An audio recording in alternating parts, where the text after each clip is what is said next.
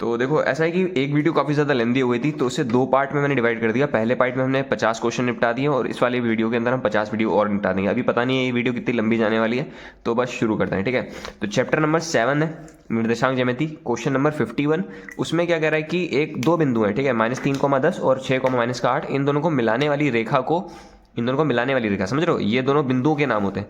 एक बिंदु का नाम हो जाएगा ये -3,10 और अगले वाले बिंदु का नाम हो जाएगा 6,8। दोनों को मिलाने वाली रेखा समझ रहे हो, ये वाली लाइन, ठीक है, रेखा को -1,6 किस अनुपात में विभाजित करता है। -1,6 मतलब ये भी कोई एक बिंदु ही है, इस लाइन के ऊपर ही कहीं पर होगा, मान लो यहाँ पर है, ठीक है, इसका नाम है -1,6। तो ये पूछा है कि किस अनुपात में बांट रहा है। अनुपात याद है क्या होता है, m/n के अनुपात में बांटता है। ठीक है, तो क्वेश्चन में तुमसे अनुपात पूछा है। कभी भी क्वेश्चन में अगर अनुपात पूछा हो, तीन बिंदु पता हो, तो फॉर्मूले में देखो पहला काम क्या करना है, तुम्हें मान लेना है कि जो अनुपात होगा वो हो जाएगा k/1 का। ठीक है, बात आसान हो जाती है। ठीक है, इसके बाद अनुपात वाले के लिए फॉर्मूला क्या आता है कि x जो होता है, x का मतलब होता है ये चीज़ होती है x1 और ये होता है x2। तो करना क्या है, इधर वाले m का उधर वाले x के साथ मल्टीप्लाई, n का इधर वाले x के साथ मल्टीप्लाई। ठीक है, तो m का x2 के साथ मल्टीप्लाई हो जाएगा mx2, n का इसके साथ हो जाएगा प्लस का nx1, डिवाइड में आ जाता है m+n। बस ऐसे ही कर लेंगे। y वाला भी सेम ही तरीका होता है कि इधर वाले m का उधर वाले y के साथ में, तो my2 प्लस ny1 डिवाइड में हो जाएगा m+n। लेकिन मैंने तुम्हारा काम आसान कर दिया यहाँ से। अगर k/1 अगर हमने मान लिया है तो बात आसान हो जाती है। देखो x की जगह पर क्या आ जाएगा, -1 इक्वल टू m की जगह पर क्या माना है हमने, k, x2 की जगह पर कितना है 6, n की जगह पर हमने मान लिया है 1, मल्टीप्लाई x1 की जगह पर है -3, डिवाइड में क्या करना है m+n यानी कि k+1।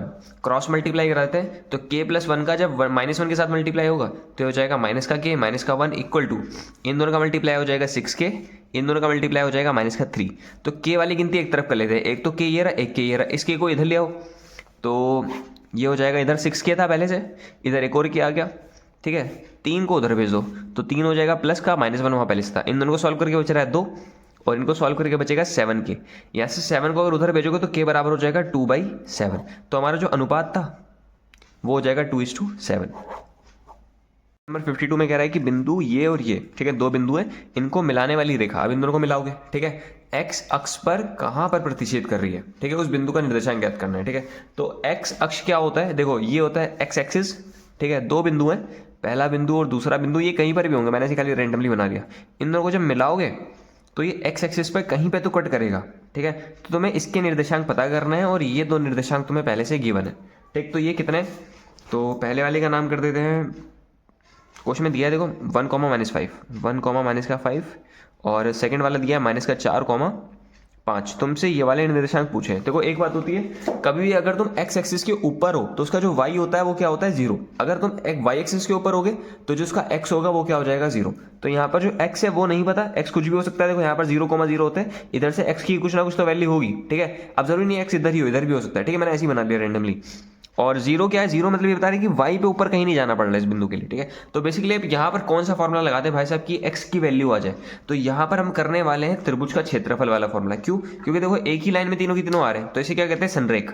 और संरेख जब होता है तो क्या करते हैं, त्रिभुज का क्षेत्रफल बराबर में 0 कर दो। ठीक है, तो त्रिभुज का क्षेत्रफल का फॉर्मूला क्या होता है, 1/2 x, पहले लिख दो y-1 प्लस x, फिर लिख दो y-y, फिर लिख दो प्लस में x, फिर लिख दो y-y। ठीक है, अब यहाँ पर x1 x2 x3, यहाँ पर y1 y2 y2 y3 y3 y1। ठीक है, वैल्यूज पुट करते हैं, उससे पहले देखते हैं x1 कौन है x2 कौन है। देखो सीरीज से कर लेते हैं, ये x1 y1 हो जाएगा, ये x2 y2 हो जाएगा और ये x3 y3 हो जाएगा। अगर तुम नीचे से ऐसे शुरू करोगे तब भी कोई दिक्कत नहीं, इसे x1 y1 मान लो, सीरीज में चला, लेकिन सीरीज में चलना है, ऐसे रैंडमली नहीं। ठीक है, तो त्रिभुज के क्षेत्रफल को कर देंगे 0 क्योंकि संरेख है। ठीक है, 1/2 ब्रैकेट के अंदर लिखना है x1 की जगह पर कितना है 1, फिर आएगा y2 - y3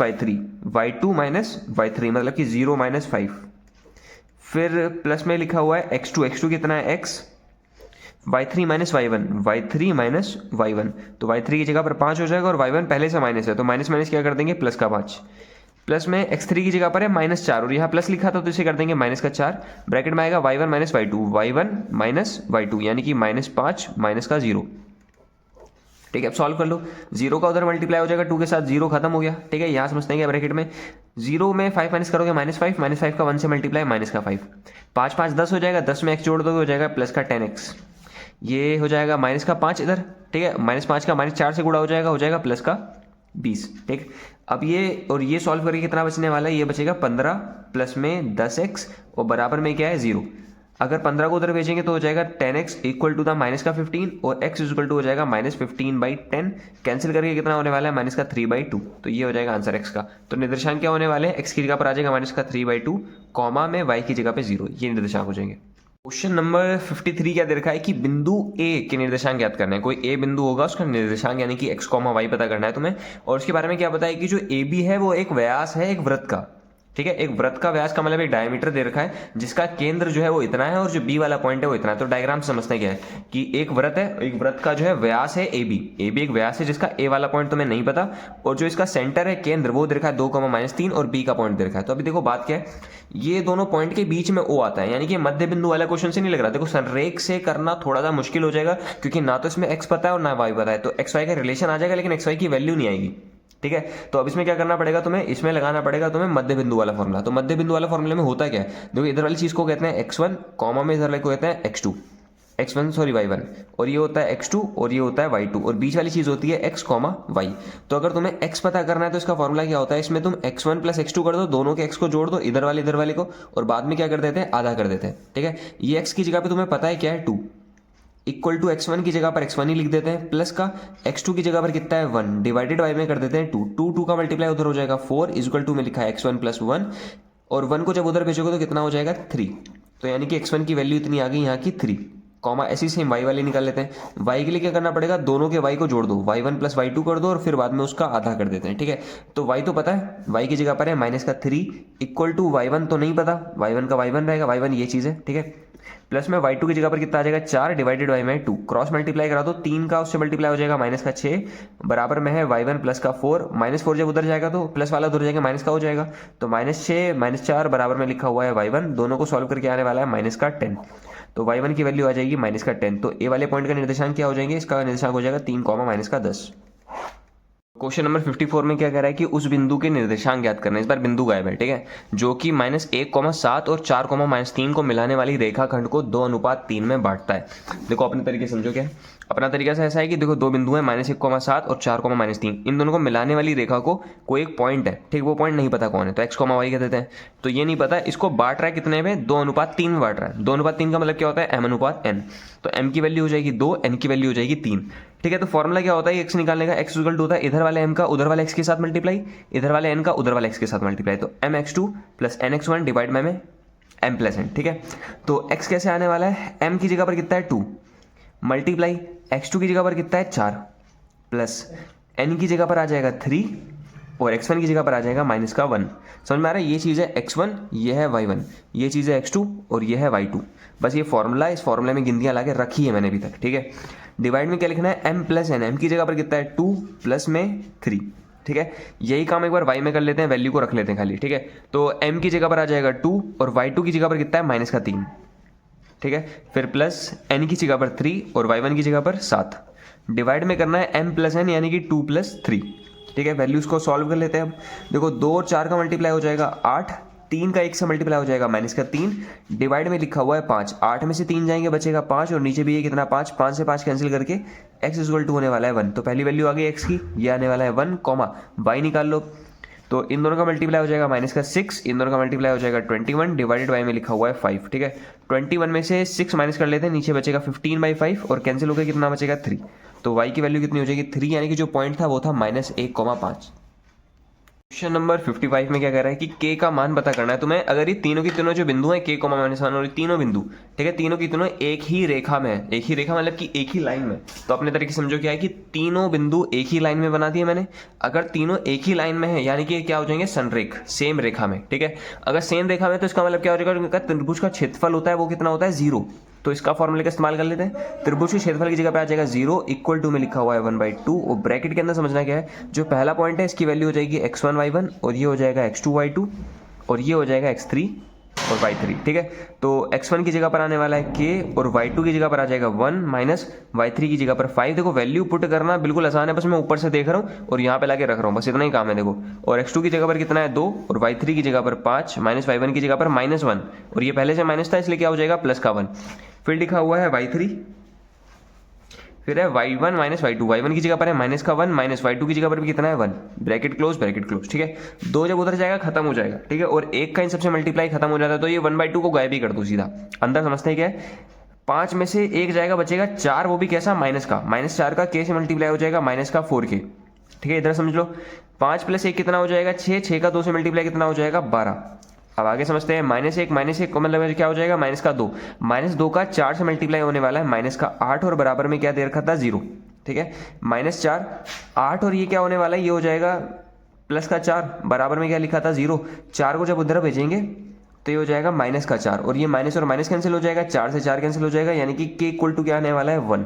तो k की वैल्यू 1 आ जाएगी बस। क्वेश्चन नंबर 56 में कह रहा है कि यदि a, 0 और 0, b तथा x, y तीनों की तीनों संरेख हैं, समझ लो तीनों पॉइंट एक ही लाइन में, तो तुम्हें प्रूफ करना है लास्ट में कि x/a + y/v = 1 के बराबर होगा, ठीक है। तो इसे प्रूफ करके दिखाना है।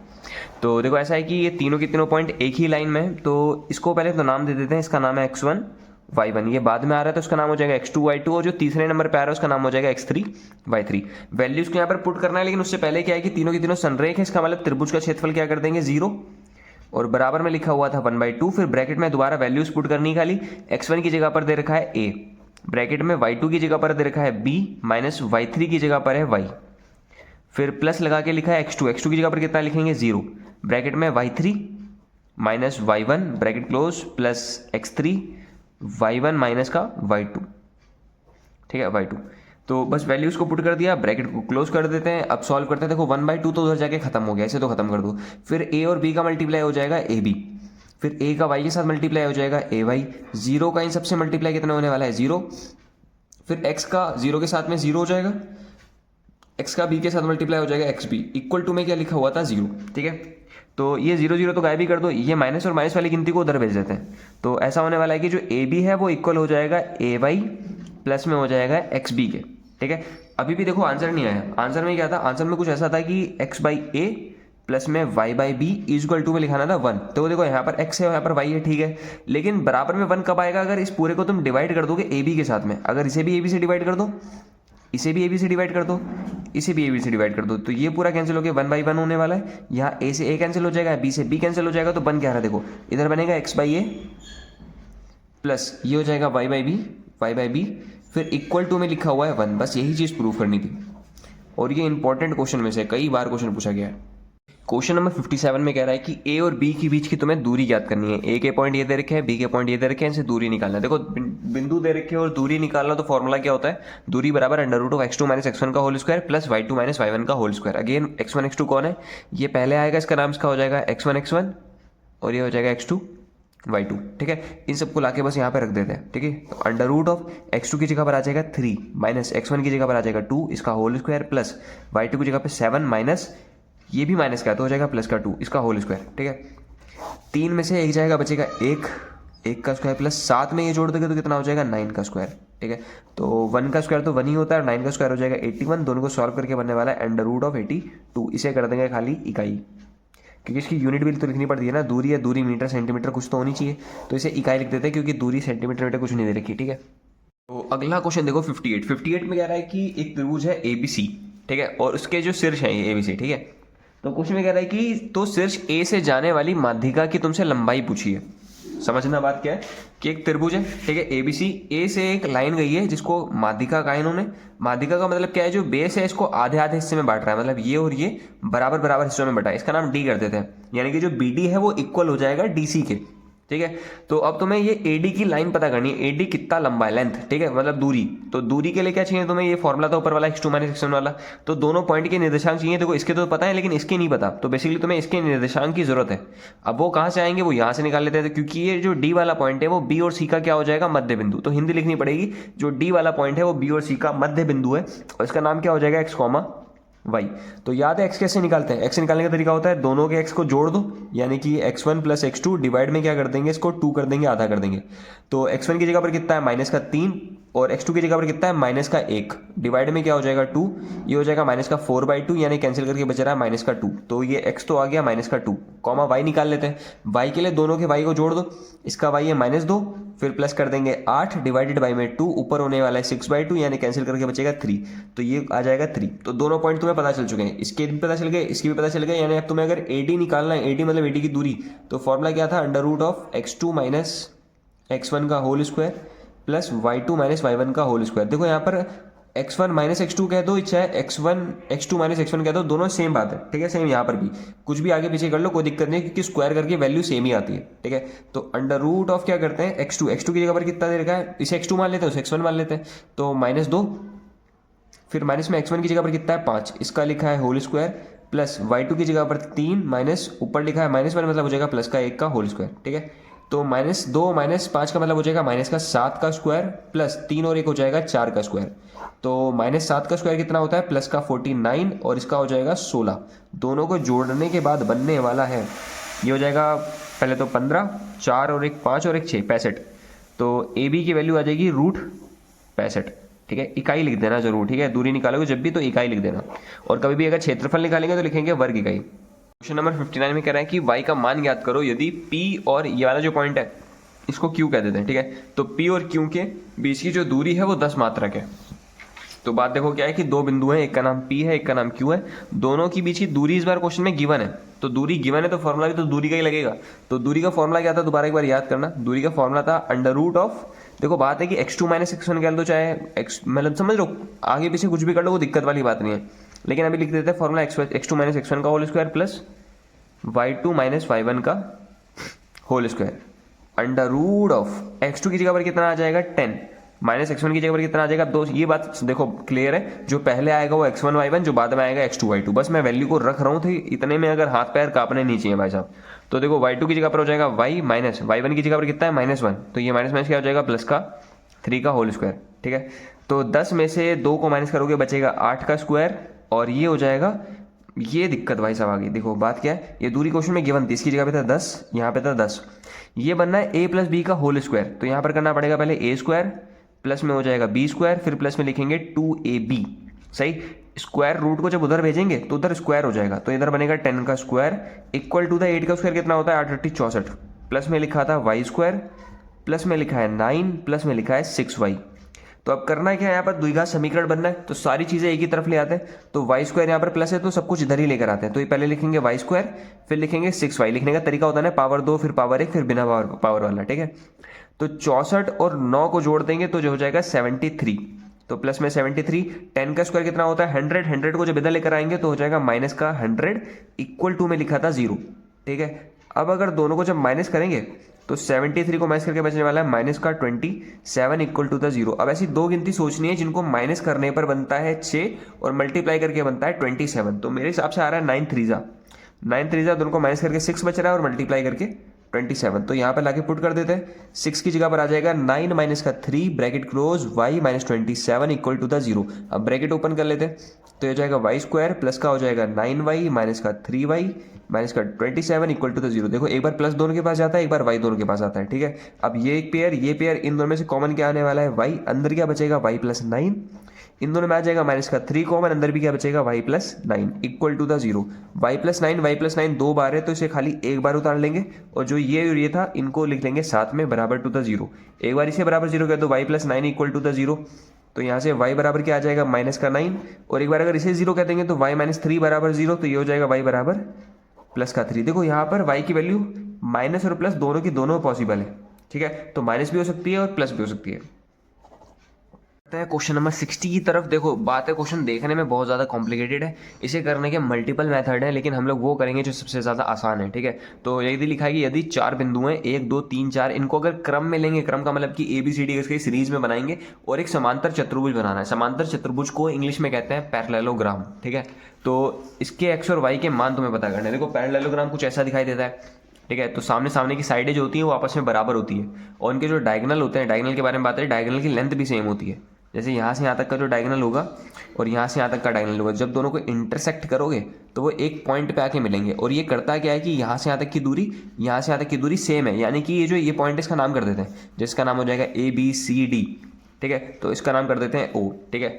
तो जो O है वो AC का भी मध्य बिंदु है और जो O है वो DB का भी मध्य बिंदु है। तो इसी कॉन्सेप्ट का दिमाग इस्तेमाल करेंगे। वैसे अगला तरीका क्या हो सकता है, एक तरीका हो सकता है सामने सामने की लेंथ बराबर होती है, तुम इसे बराबर कर दो, एक वहां से बराबर कर दो, दो वेरिएबल दो इक्वेशन बनेंगी, सॉल्व करेंगे, टाइम जाएगा, ठीक है, दिमाग खराब होगा वो अलग। तो ये सब करने से फायदा नहीं है, एक सिंपल तरीका करते हैं, तुम्हें मध्य बिंदु निकालना है। सबसे पहली बात है कि जो O है वो A व C का मध्य बिंदु है, ठीक है, ठीक, मध्य बिंदु है। तो यानी कि इसके जो कोऑर्डिनेट होंगे उसका क्या नाम कर देते हैं, इसका नाम कुछ और कर देते हैं, लाइक एक्स कॉमा वाई कर देते हैं। चलो थोड़ी देर के लिए, ठीक है, एक्स कॉमा वाई अच्छा पहले से देखा है, तो इसका नाम कर देते हैं एक्स डैश वाई डैश।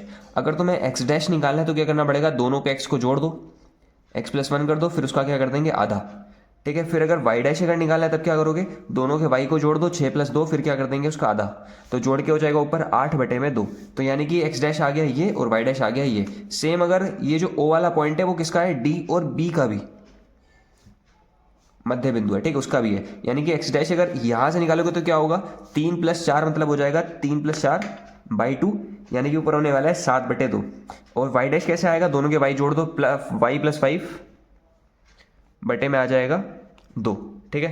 तो ये भी एक तरीका है y + 5 वाला। अब क्या करेंगे, अब कर देते हैं काम कि दोनों, ये भी एक्स डैश बता रहा है, ये भी एक्स डैश बता रहा है, यानी कि दोनों आपस में इक्वल होंगे ना। तो इसे कह देते हैं कि जो x + 1/2 है ये इक्वल हो जाएगा 7/2 के।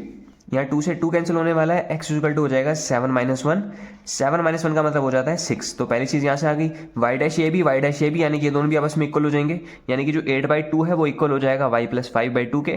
2 से 2 कैंसिल हो गया, 5 को जब उधर भेजेंगे तो हो जाएगा 8 - 5 = द y, एंड y = होने वाला है 3।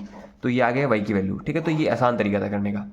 क्वेश्चन नंबर 61 कह रहा है कि यदि A और B सनरेख हैं, ठीक है, दोनों के दोनों सनरेख हैं, यानी कि तीनों की तीनों एक ही लाइन में, तो K का तुम्हें मान पता करना है। सनरेख का मतलब याद है दोबारा कि तीनों की तीनों एक ही लाइन में आ रहे हैं, यानी कि त्रिभुज का क्षेत्रफल क्या हो जाएगा 0। इस टाइप के क्वेश्चन बतेरे आते हैं और मैंने हर टाइप का क्वेश्चन आपसे कवर कर लिया है, ठीक है। अगर क्वेश्चन चेंज हो रहा है हल्का सा भी तो तुम लोग कर लोगे, क्योंकि इतनी तो प्रैक्टिस हो गई है, ठीक है। पहला काम है ये जो फॉर्मूले में x1 y1 कौन है लिख लेते हैं। ये जो कॉमा के इधर वाला चीज़ है ये x1 है, कॉमा के इधर वाला हो जाएगा y1, ये हो जाएगा x2 और ये हो जाएगा y2, ये हो जाएगा x3 और ये हो जाएगा y3। तो अगर x1 की बात करेंगे तो k + 1 ये पूरी चीज़ है।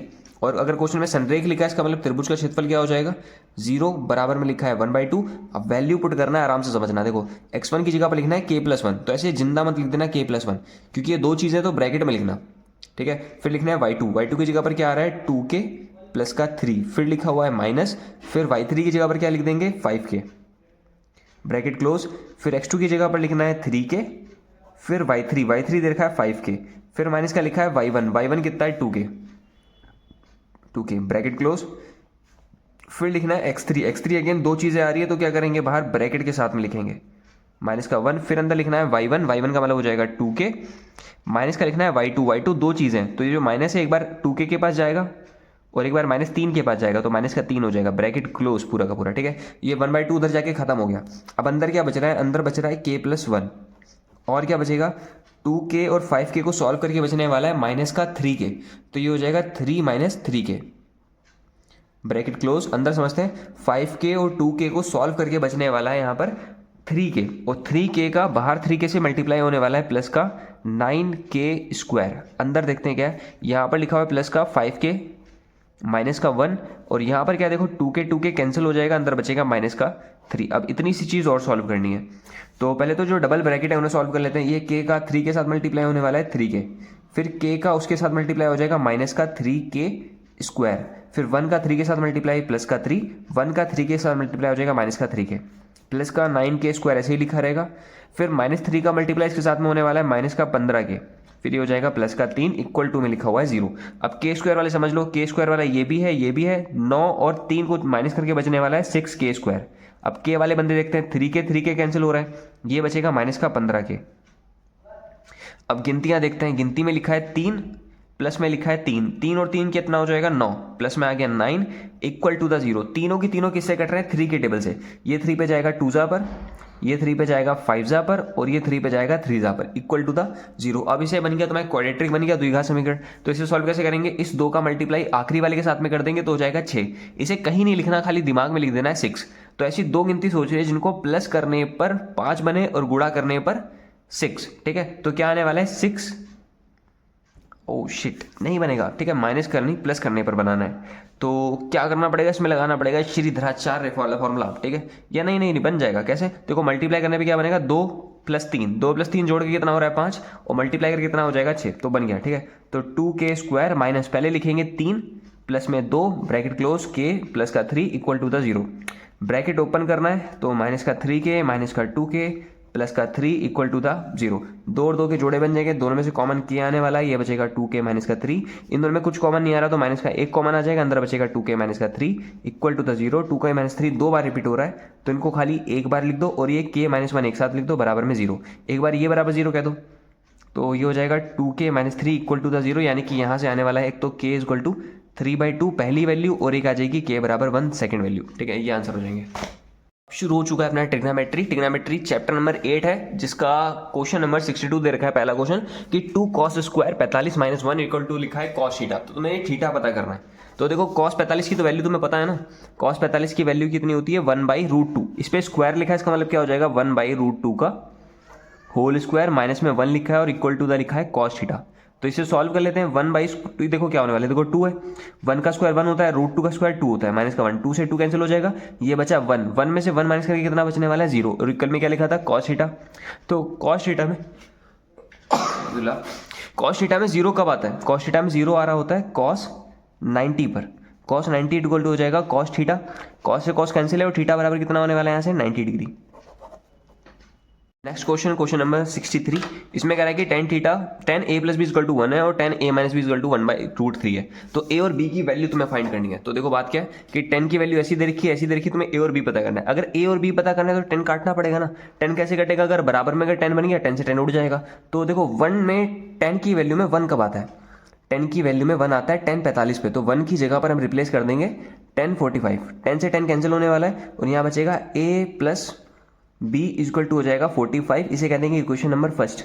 सेकंड इक्वेशन यहाँ से आने वाली है tan a - b। तो ठीक है, देखो अब 10 में 1/√3 कब आ रहा होता है, वो आता है tan 30 पर। तो 10 से 10 अगेन कैंसिल हो जाएगा और यहाँ पर बचेगा a - b equal to the 30। फिर क्या करना है, समीकरण नंबर 1 व 2 से ऐसे करके लिख देना। अब दोनों को ऊपर नीचे लिख दो, tan a + b equal to the 45 और tan a - b equal to the हो जाएगा 30। b और b कैंसिल हो जाएंगे, a और a जोड़ के हो जाएगा 2a, और इन दोनों को जोड़ के होने वाला है 75, और a इक्वल टू होने वाला है 75/2। ये हो जाएगा आंसर a का। अब इसका यूज कर लेते हैं कहीं पर भी, समीकरण नंबर 1 में रख देते हैं। तो समीकरण नंबर 1 क्या था, a + b equal to the 45। a की जगह पर आ जाएगा 75/2 और प्लस में लिखा था b इक्वल टू लिखा है 45। b की अगर वैल्यू पता करनी है तो 75/2 को उधर भेज देते हैं। तो b इक्वल टू हो जाएगा 45 माइनस का 75/2। इसके नीचे 1 लिखा है, नीचे नीचे मल्टीप्लाई क्रॉस मल्टीप्लाई, पता ही है बचपन वाला गेम। 75 हो जाएगा और 90 में से 75 माइनस करके बचने वाला है 15/2। तो a और b की वैल्यू निकल गई। फिर नेक्स्ट क्वेश्चन करते हैं, क्वेश्चन नंबर 64। उसमें कह रहा है कि cos थीटा इक्वल टू 4/5 है। तो sin theta cos theta plus tan square theta की वैल्यू पूछिए। तो देखो cos थीटा पता है और sin cos और tan इनकी वैल्यू पूछिए। तो बेसिकली देखो cos तो पता ही है, अगर sin थीटा और tan थीटा पता चल जाएंगे, इनको लाके यहाँ रख देंगे, काटेंगे पीटेंगे, आंसर आ जाएगा। ठीक है, तो पहले तो तुम एक ट्रायंगल बना दो। उस ट्रायंगल में cos थीटा क्या होता है, देखो लाल बेटे कक्का तो पता ही है। लाल बटे कक्का में कॉस कहाँ पर आ रहा होता है, बीच में। तो कॉस का फॉर्मूला क्या होता है, आधार बटे कड़, यानी कि जो ऊपर दिया है 4 वो किसकी जगह पर है, आधार की जगह पर, और जो 5 है वो किसकी जगह पर है, कड़ की जगह पर। ठीक है, अब तुम्हें निकालना है क्या, तुम्हें साइन निकालना है। साइन यहाँ पर आता है, साइन की वैल्यू क्या होगी, लंब बटे कड़। लंब यानी कि तुम्हें पता होना चाहिए था, जो कि नहीं पता। ठीक है, और क्या चाहिए, tan थीटा, और tan थीटा का मतलब क्या हो जाएगा, लंब बटे कड़। इसमें भी लंब की जरूरत है, यानी कि बेसिकली तुम्हें लंब निकालना है। और देखो तीनों के बीच में रिलेशन क्या होता है कि जो कड़ का स्क्वायर होता है वो बराबर होता है लंब स्क्वायर प्लस में आधार का स्क्वायर। कड़ की जगह पे दे रखा है 5 का स्क्वायर, लंब की जगह लंब लिख देंगे, आधार की जगह लिख देंगे 4 का स्क्वायर। 5 का स्क्वायर कितना होगा 25, बराबर में लंब स्क्वायर प्लस में 16। तो 25, 16 इधर आएगा माइनस का 16, बराबर में लंब स्क्वायर। दोनों को माइनस करके बचने वाला है 9, और जब वहां पर स्क्वायर को भेजेंगे तो बन जाएगा √9, और √9 का मतलब कितना होता है 3। तो लंब की जगह पर आने वाला है 3। अब वैल्यूज आ गई है, तो साइन थीटा क्या निकल जाएगा, साइन थीटा इक्वल टू होता है लंब बटे कड़, यहाँ से लंब बटे कड़। तो लंब की जगह आ जाएगा 3 और कड़ की जगह आ जाएगा 5, साइन थीटा हो जाएगा 3/5। अब निकाल लेते हैं tan थीटा। tan थीटा क्या होता है, लंब बटे आधार, लंब की जगह पर आ जाएगा 3, आधार की जगह पर आ जाएगा 4, तो आ जाएगा 3/4। अब वैल्यू किसकी निकालनी थी, वैल्यू निकालनी थी साइन थीटा, मल्टीप्लाई में लिखा था cos थीटा और प्लस में लिखा था tan स्क्वायर थीटा। तो साइन थीटा की जगह पर आ जाएगा 3/5 और cos की जगह पर आ जाएगा, cos की जगह तो दे रखा था 4/5, और प्लस में लिखा है tan स्क्वायर। tan की वैल्यू तो है 3/4, इसका स्क्वायर करना है तो इस पर कर दो पूरे का होल स्क्वायर। 3 का 4 का मल्टीप्लाई हो जाएगा, 3 4 12 और नीचे हो जाएगा 25, बीच में है प्लस। 3 का स्क्वायर कितना होने वाला है 9 और नीचे हो जाएगा 4 का स्क्वायर 16। अब करना क्या है, नीचे नीचे मल्टीप्लाई करा दो 25 की 16 के साथ में, और फिर करवा देंगे क्रॉस मल्टीप्लाई, मतलब कि 12 मल्टीप्लाई 16 प्लस 9 मल्टीप्लाई में 25। अब ये काम कर लेना, देखो इन दोनों का मल्टीप्लाई, इन दोनों का मल्टीप्लाई, फिर इन दोनों को जोड़ दो और इन दोनों का मल्टीप्लाई, फिर जो भी कैंसिल हो रहा होगा वो आपका आंसर हो जाएगा। ठीक है, नंबर 66 कह रहा है कि ट्रायंगल एक है पी क्यू आर। ठीक है, इसमें क्यू वाला जो एंगल है वो 90 डिग्री का है और tan p बराबर में 1/√3 ये गिवन है। तो तुम्हें करना है क्या है, sine p cos r cos p sin r इसकी वैल्यू निकालनी है। इसको करने के मल्टीपल 3 तरीके हैं। ठीक है, लेकिन तीनों तरीके नहीं देखते हम लोग, देखते हैं जो तरीका आसान है। अपने काम इतना देखो टाइम नहीं बचा इतना अपने पास, कल ही पर में परसों पे पेपर रखा हुआ है आपका। तो देखो tan p बराबर में 1/√3 है।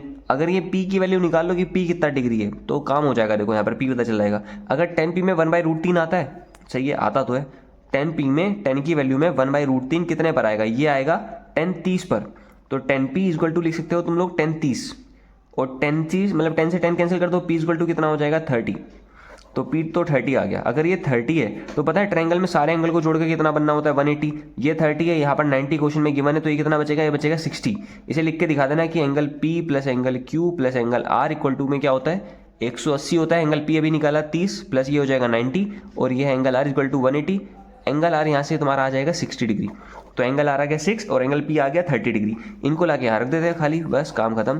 देखो लिखा है साइन और पी की जगह पर आ जाएगा 30, मल्टीप्लाई लिख देंगे कॉस और आर की जगह पर आ जाएगा 60 प्लस कॉस पी की जगह पर आ जाएगा 30 इंटू ये हो जाएगा साइन 60। सबकी वैल्यू पता ही है, साइन 30 की वैल्यू कितनी होती है 1/2, कॉस इसकी क्या होती है 1/2, प्लस में कॉस 30 की होती है √3/2 और साइन 60 की वैल्यू कितनी होती है √3/2। पता है ना, देखो जो साइन का 30 है वो कॉस का 60 है, उल्टा चल रहा होता है। तो ये देखो 1 1 का मल्टीप्लाई ऊपर तो 1 हो जाएगा, नीचे लिखा हुआ है 4 प्लस √3 हो जाएगा, ऊपर 3 नीचे लिखा हुआ है 4, नीचे 4 4 मतलब पूरे नीचे 4 आ जाएगा, ऊपर आएगा 1 + 3 मतलब हो जाएगा 4/4। कैंसिल करके आंसर कितना आने वाला है 1।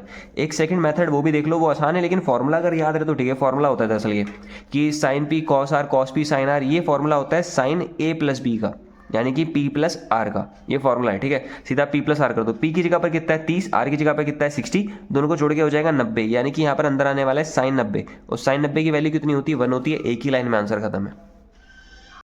फिर देखो अगला क्वेश्चन क्या है कि अगले क्वेश्चन में कह रहा है कि tan 2a equal to the cot a - 18। तो a का मान पता करना है। ये टाइप जो है क्वेश्चन का सामने कुछ दे रखा हुआ है, tan cot cos x sin ऐसे करके दे रखा होगा। तो इनमें क्या करते हैं देखो कि तुम्हें निकालना है, ये a की वैल्यू निकालनी है। अब a की वैल्यू निकालने के लिए tan और cot जो है बीच में लकड़ी है, ठीक है, इसे कैसे हटाएंगे। अगर सामने tan बन जाएगा तो tan से tan उड़ा देंगे, या तो सामने cot बन जाए, एक ही काम कर लो। तो एक काम करते हैं सामने cot बना लेते हैं, क्योंकि देखो इसे कन्वर्ट करना ज्यादा आसान है, क्योंकि इसके साथ में खाली 2a, इसके साथ में 2 लोग हैं, इसे कन्वर्ट करना थोड़ा मुश्किल हो जाएगा। तो tan 2a को cot में कैसे बदलेंगे, देखो ऐसा होता है जो cot 90 होता है, cot 90 वो tan के इक्वल होता है। तो इस tan को हटा के इसकी जगह पे लिख दिया मैंने cot 90, और क्या लिखते हैं माइनस का 2a जो लिखा है उसे बिल्कुल सेम लिख दो, बराबर में ये जैसा था वैसे लिखे रहो, क्योंकि एक को चेंज करना है, किसी एक को। तो 10 cot से cot कैंसिल होने वाला है, यहाँ पर बचेगा 90 माइनस में 2a इक्वल टू में लिखा हुआ है a - 18। a वाली सारी गिनती एक तरफ ले आओ, 2a जब इधर आएगा तो हो जाएगा प्लस का a + 2a, 18 जब इधर जाएगा तो हो जाएगा 90 प्लस में 18, दोनों को जोड़ के कितना होने वाला है 108 इक्वल टू हो जाएगा 3a। ठीक है, 3 से कैंसिल कर दो, 3 × 1 = 3, 3 × 3 = 9, 3 × 6 = तो a इक्वल टू होने वाला है 36 डिग्री। तो 67 क्वेश्चन देखो क्या है कि इस पूरी की वैल्यू फाइंड करनी थी। ठीक है, तो 5 का 5 लिखा है, cos 60 की वैल्यू होती है 1/2, तो इसका स्क्वायर है तो 1/2 का होल स्क्वायर कर देंगे। 4 का 4 sec 30, sec 30 क्या है कि cos का रिवर्स होता है, ठीक, रेसिप्रोकल होता है। cos 30 की वैल्यू होती है √3/2। ठीक है, इसका उल्टा जब करोगे तो हो जाएगा 2/√3, तो लिख देंगे 2/√3 का होल स्क्वायर, माइनस का माइनस। tan 45 की वैल्यू होती है 1, 1 का स्क्वायर कर दिया। नीचे लिखा है sin square 30 plus cos square 30।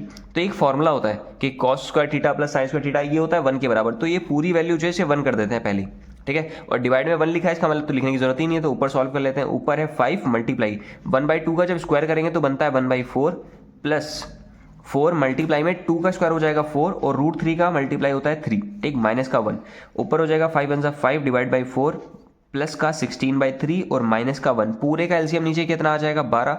4 को 3 से डिवाइड करेंगे बचेगा 3, 12 से सॉरी 3 बचेगा, 3 का ऊपर मल्टीप्लाई कर दो 5 के साथ में 15 प्लस 3 और 12 का डिवाइड करके बचेगा 4, 4 का ऊपर मल्टीप्लाई कर देंगे तो हो जाएगा 64 माइनस का 12।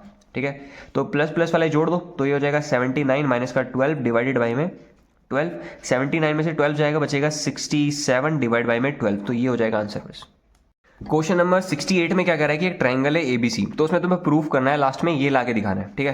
तो ट्रायंगल एबीसी बस इतना ही गिवन है, ठीक है। एक ट्रायंगल है जिसका नाम है एबीसी। अब इसका क्या कर लेंगे भाई साहब, इसका देखो ये हो सकता है कि तुम्हें एक चीज पता है कि ट्रायंगल अगर एबीसी है और सारे एंगल को जोड़ के कितना बनता है 180, तो सीधी बात है कि a plus B plus C equal to कितना होने वाला है 180। बस इतनी ही बात गिवन है। अब इसके साथ छेड़खानी जो भी करो, काटो पीटो कुछ भी करो, ये लेकर आना है, ठीक है। अब करना क्या है, तुम इसे देखो खाली, सामने वाली चीज अपने आप बनती चलेगी। ये कैसे बनाओगे, देखो b प्लस सी को एक साथ में कर लो।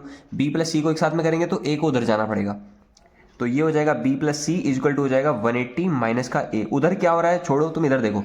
और ए बी सी के डिवाइड में क्या लिखा हुआ है 2, तो डिवाइड में 2 यहां भी कर दो और डिवाइड में 2 वहां भी कर दो, ठीक है। और अगली चीज क्या है कि अगर डिवाइड में 2 है तो एक बार 180 के नीचे 2 आ जाएगा और एक बार a के नीचे 2 आ जाएगा, ठीक। और यहां पर क्या लिखा था b plus C divided by में 2। अगली चीज क्या है कि इस पूरे के मल्टीप्लाई में बाहर लिखा है 10, तो 10 से मल्टीप्लाई इधर भी कर देते हैं, तो ये हो जाएगा 10 b प्लस सी बाई में 2, ठीक है। इक्वल में क्या बनना है, वहां तो एक तो 90 हो गया, और 10 से जब मल्टीप्लाई करोगे तो हो जाएगा 10 90 माइनस का a बाई 2। और 10 90 का मतलब कितना होता है, कॉट होता है, तो ये चीज हो जाएगी कॉट a बाई 2। और यहां पर क्या लिखा था, यहां लिखा था 10 b प्लस सी बाई 2। बस यही चीज प्रूव करनी थी। नंबर 69 क्या कह रहा है कि ये कुछ देर का है, समथिंग इतनी बड़ी सी वैल्यू है, इसको तुम्हें सरल करना है। सरल का मतलब क्या है कि इजी करके सॉल्व करके काट पीट के एक छोटा सा आंसर देना है, ठीक है। सबसे पहले देखो बात क्या होती है, अगर तुम्हें सिंपल से देखना है जो 58 और 32 है, इन दोनों को जोड़ के 90 हो रहा है, तो दो चीजें जिनको जोड़ के 90 हो रहा है उनमें से किसी एक बंदे को चेंज कर लो। जैसे कॉस वाले को साइन में चेंज कर दो या साइन वाले को कॉस में, किसी एक बंदे को चेंज करना है। तो ये 2 लिखा हुआ है और मान लो ऊपर वाले को चेंज कर लेते हैं, तो ये जो कॉस लिखा है कॉस का कॉस लिखा रहेगा वो 58 का मतलब क्या होता है, 58 का मतलब होता है 90 माइनस का 32, ठीक है। और डिवाइड बाय में क्या लिखा था, डिवाइड में भी लिखा था साइन 32। इसे चेंज नहीं करेंगे, किसी एक को कर लो, ठीक है। और ये लिखा है 2, वो चीज़ भी सॉल्व करेंगे लेकिन ये वाला पहले सॉल्व कर लेते हैं, ठीक है। एक छोटा सा आसान लगेगा हल्का सा। नीचे लिखा हुआ है साइन 32 और ऊपर समझना क्या है, जो कॉस 90 होता है इसका मतलब हो जाएगा साइन, और वो जो एंगल है उसे लिख दो 32, ठीक। समझ में आ गया, 32 32 कैंसिल हो जाएगा, यहाँ पर 1 हो गया। यहाँ समझते हैं क्या है, माइनस का बना हुआ है √3, और ब्रैकेट के अंदर समझना क्या है, ब्रैकेट के अंदर एक तो ये डिवाइड बना पड़ा है, और डिवाइड में समझना क्या है 32 38 और 52 दोनों को जोड़ के कितना हो रहा है 90। तो इन दोनों में से किसी एक बंदे को चेंज कर लेते हैं। मान लो इस कॉस वाले को चेंज कर लेते हैं, तो कैसे चेंज करेंगे, कॉस तो लिखा रहेगा, गिनती किसी से छेड़खानी करते हैं। 38 का मतलब क्या होता है 90 माइनस का 52, 38 हो जाएगा। और ये लिखा हुआ था कॉसेक 52, ठीक है। डिवाइड में क्या है 10 15 और 75, इन दोनों को जोड़ के 90 हो रहा है, तो इस वाले 10 को चेंज कर लेते हैं। 10 15 का मतलब क्या हो जाएगा 90 माइनस का 75, और ये लिखा हुआ था 1060, और मल्टीप्लाई में लिखा हुआ है 1075। किसी एक को चेंज करना था तो 75 वाले इसको चेंज कर दिया, ठीक है। माइनस का √3 ये भी सही है। अब आगे देखते हैं क्या है, कॉस 90 की जगह पे तुम कह सकते हो साइन, और वो एंगल लिख दो 52, और ये लिखा हुआ है कॉसेक 52। डिवाइड बाई में देखते हैं क्या है, 1090 की जगह पर क्या हो जाएगा कॉट 75, और ये 1060 का मतलब क्या होता है, इसका मतलब होता है √3, और ये लिखा हुआ है 1075, ठीक है। बातें देखो आसान है, सिंपल समझ लो क्या है कि मैंने देखा है कि इनमें से ऐसी कौन सी दो गिनती है जिनको जोड़ के 90 हो रहा है। तो जैसे कि यहाँ पर था कि कॉस वाला और साइन वाले में से ये दोनों जोड़ के 90 हो रहा था, तो 58 को चेंज कर देंगे 90 माइनस 32 और कॉस 90 को साइन कह देंगे, तो यहाँ पर सिंप्लीफाई होकर कैंसिल होकर 1 हो गया, ठीक है। ऐसे ही यहाँ पर काम करा, इन दोनों में से खाली कॉस वाले को चेंज कर लिया और इन दोनों में से ये वाले 10 15 वाले को चेंज कर लिया। ये कैंसिल होकर होने वाला है 1, 1 का 2 से मल्टीप्लाई 2 हो जाएगा, तो ये तो 2 हो गया, माइनस का √3 कैंसिल हो जाएगा, सब कुछ मल्टीप्लाई में था। एक नीचे डिवाइड बना पड़ा, और यहां समझना क्या, ऊपर लिखा है साइन 52, तो ये लिखा हुआ था साइन 52, और जो ये है कॉसेक 52, कॉसेक जो होता है साइन का रेसिप्रोकल होता है, यानी कि ये 1 बाई साइन के बराबर होता है, तो कॉसेक की जगह लिख देंगे 1 बाई साइन 52। 1075 जो होता है वो होता है 1 बाई 10, समझो 10 का रेसिप्रोकल, और मल्टीप्लाई में क्या लिखा हुआ है 1075, तो दिख रहा है चमक रहा है भाई साहब, ये दोनों कैंसिल हो जाएंगे। इसके नीचे 1 था ना इसीलिए, और वो रेसिप्रोकल कर दिया था, इसके नीचे 1 होगा, ये और ये कैंसिल होगा, ये पूरा ऊपर 1 आ रहा है और नीचे भी क्या आ रहा है, पूरे पे 1 आ रहा है, तो यह है 2 - 1 दैट इज मीनिंग ऑफ 1। बस ये आंसर हो जाएगा। क्वेश्चन नंबर 70 देखो क्या है, क्वेश्चन बहुत तगड़ा वाला क्वेश्चन है और इंपॉर्टेंट क्वेश्चन कह सकते हो, आने के चांसेस बहुत सारे हैं। तो क्वेश्चन में लिखा है कि 3x1 बराबर कॉसेक है और 3/x2 बराबर कॉट है, ठीक है। और इस पूरे की तुमसे वैल्यू पूछी है, तो इसकी वैल्यू कैसे आएगी, देखो दिमाग लगाओ हल्का सा। दिमाग ये लग रहा है कि ये x1 का स्क्वायर कर रखा है, तो यहाँ पर x1 लिखा था, इसका स्क्वायर कर देते हैं, इधर उधर जो कुछ हो रहा है छोड़ो होने दो, ठीक है। तो दोनों तरफ स्क्वायर करने पर क्या होगा, 3 का स्क्वायर 9 हो जाएगा, और ये हो जाएगा x1 का स्क्वायर इक्वल टू में इधर भी स्क्वायर करना पड़ेगा, तो ये हो जाएगा कॉसेक स्क्वायर थीटा, दोनों साइड में मतलब जो स्क्वायरिंग कर दी, ठीक है। अगली चीज क्या है, कि यहाँ पर लिखा है 3/x2 और यहाँ लिखा है 1/x2 का स्क्वायर, ठीक है। स्क्वायर है यानी कि इधर भी दोनों साइड कर देते हैं स्क्वायर। जब इधर स्क्वायर करेंगे तो ऊपर हो जाएगा 9 डिवाइडेड बाई में हो जाएगा x2 का square equal to the cot लिखा है और कॉट का स्क्वायर कितना हो जाएगा कॉट स्क्वायर थीटा, ठीक है। इतनी बात होगी। अब करना क्या दिख रहा है, देखो x1 का स्क्वायर है माइनस लिखा है यानी कि ये वाली क्वेश्चन में से ये वाली क्वेश्चन को माइनस कर देते हैं। तो इसे क्वेश्चन नंबर फर्स्ट कह दो, इसे क्वेश्चन नंबर सेकंड कर दो। जब दोनों को माइनस करेंगे तो RHS एक तरफ माइनस हो जाएंगे और LHS एक तरफ माइनस हो जाएंगे। इसका स्क्वायर और उधर वाली चीज़ें अलग से स्क्वायर कर दो, कॉसेक स्क्वायर थीटा और माइनस का कॉट स्क्वायर थीटा।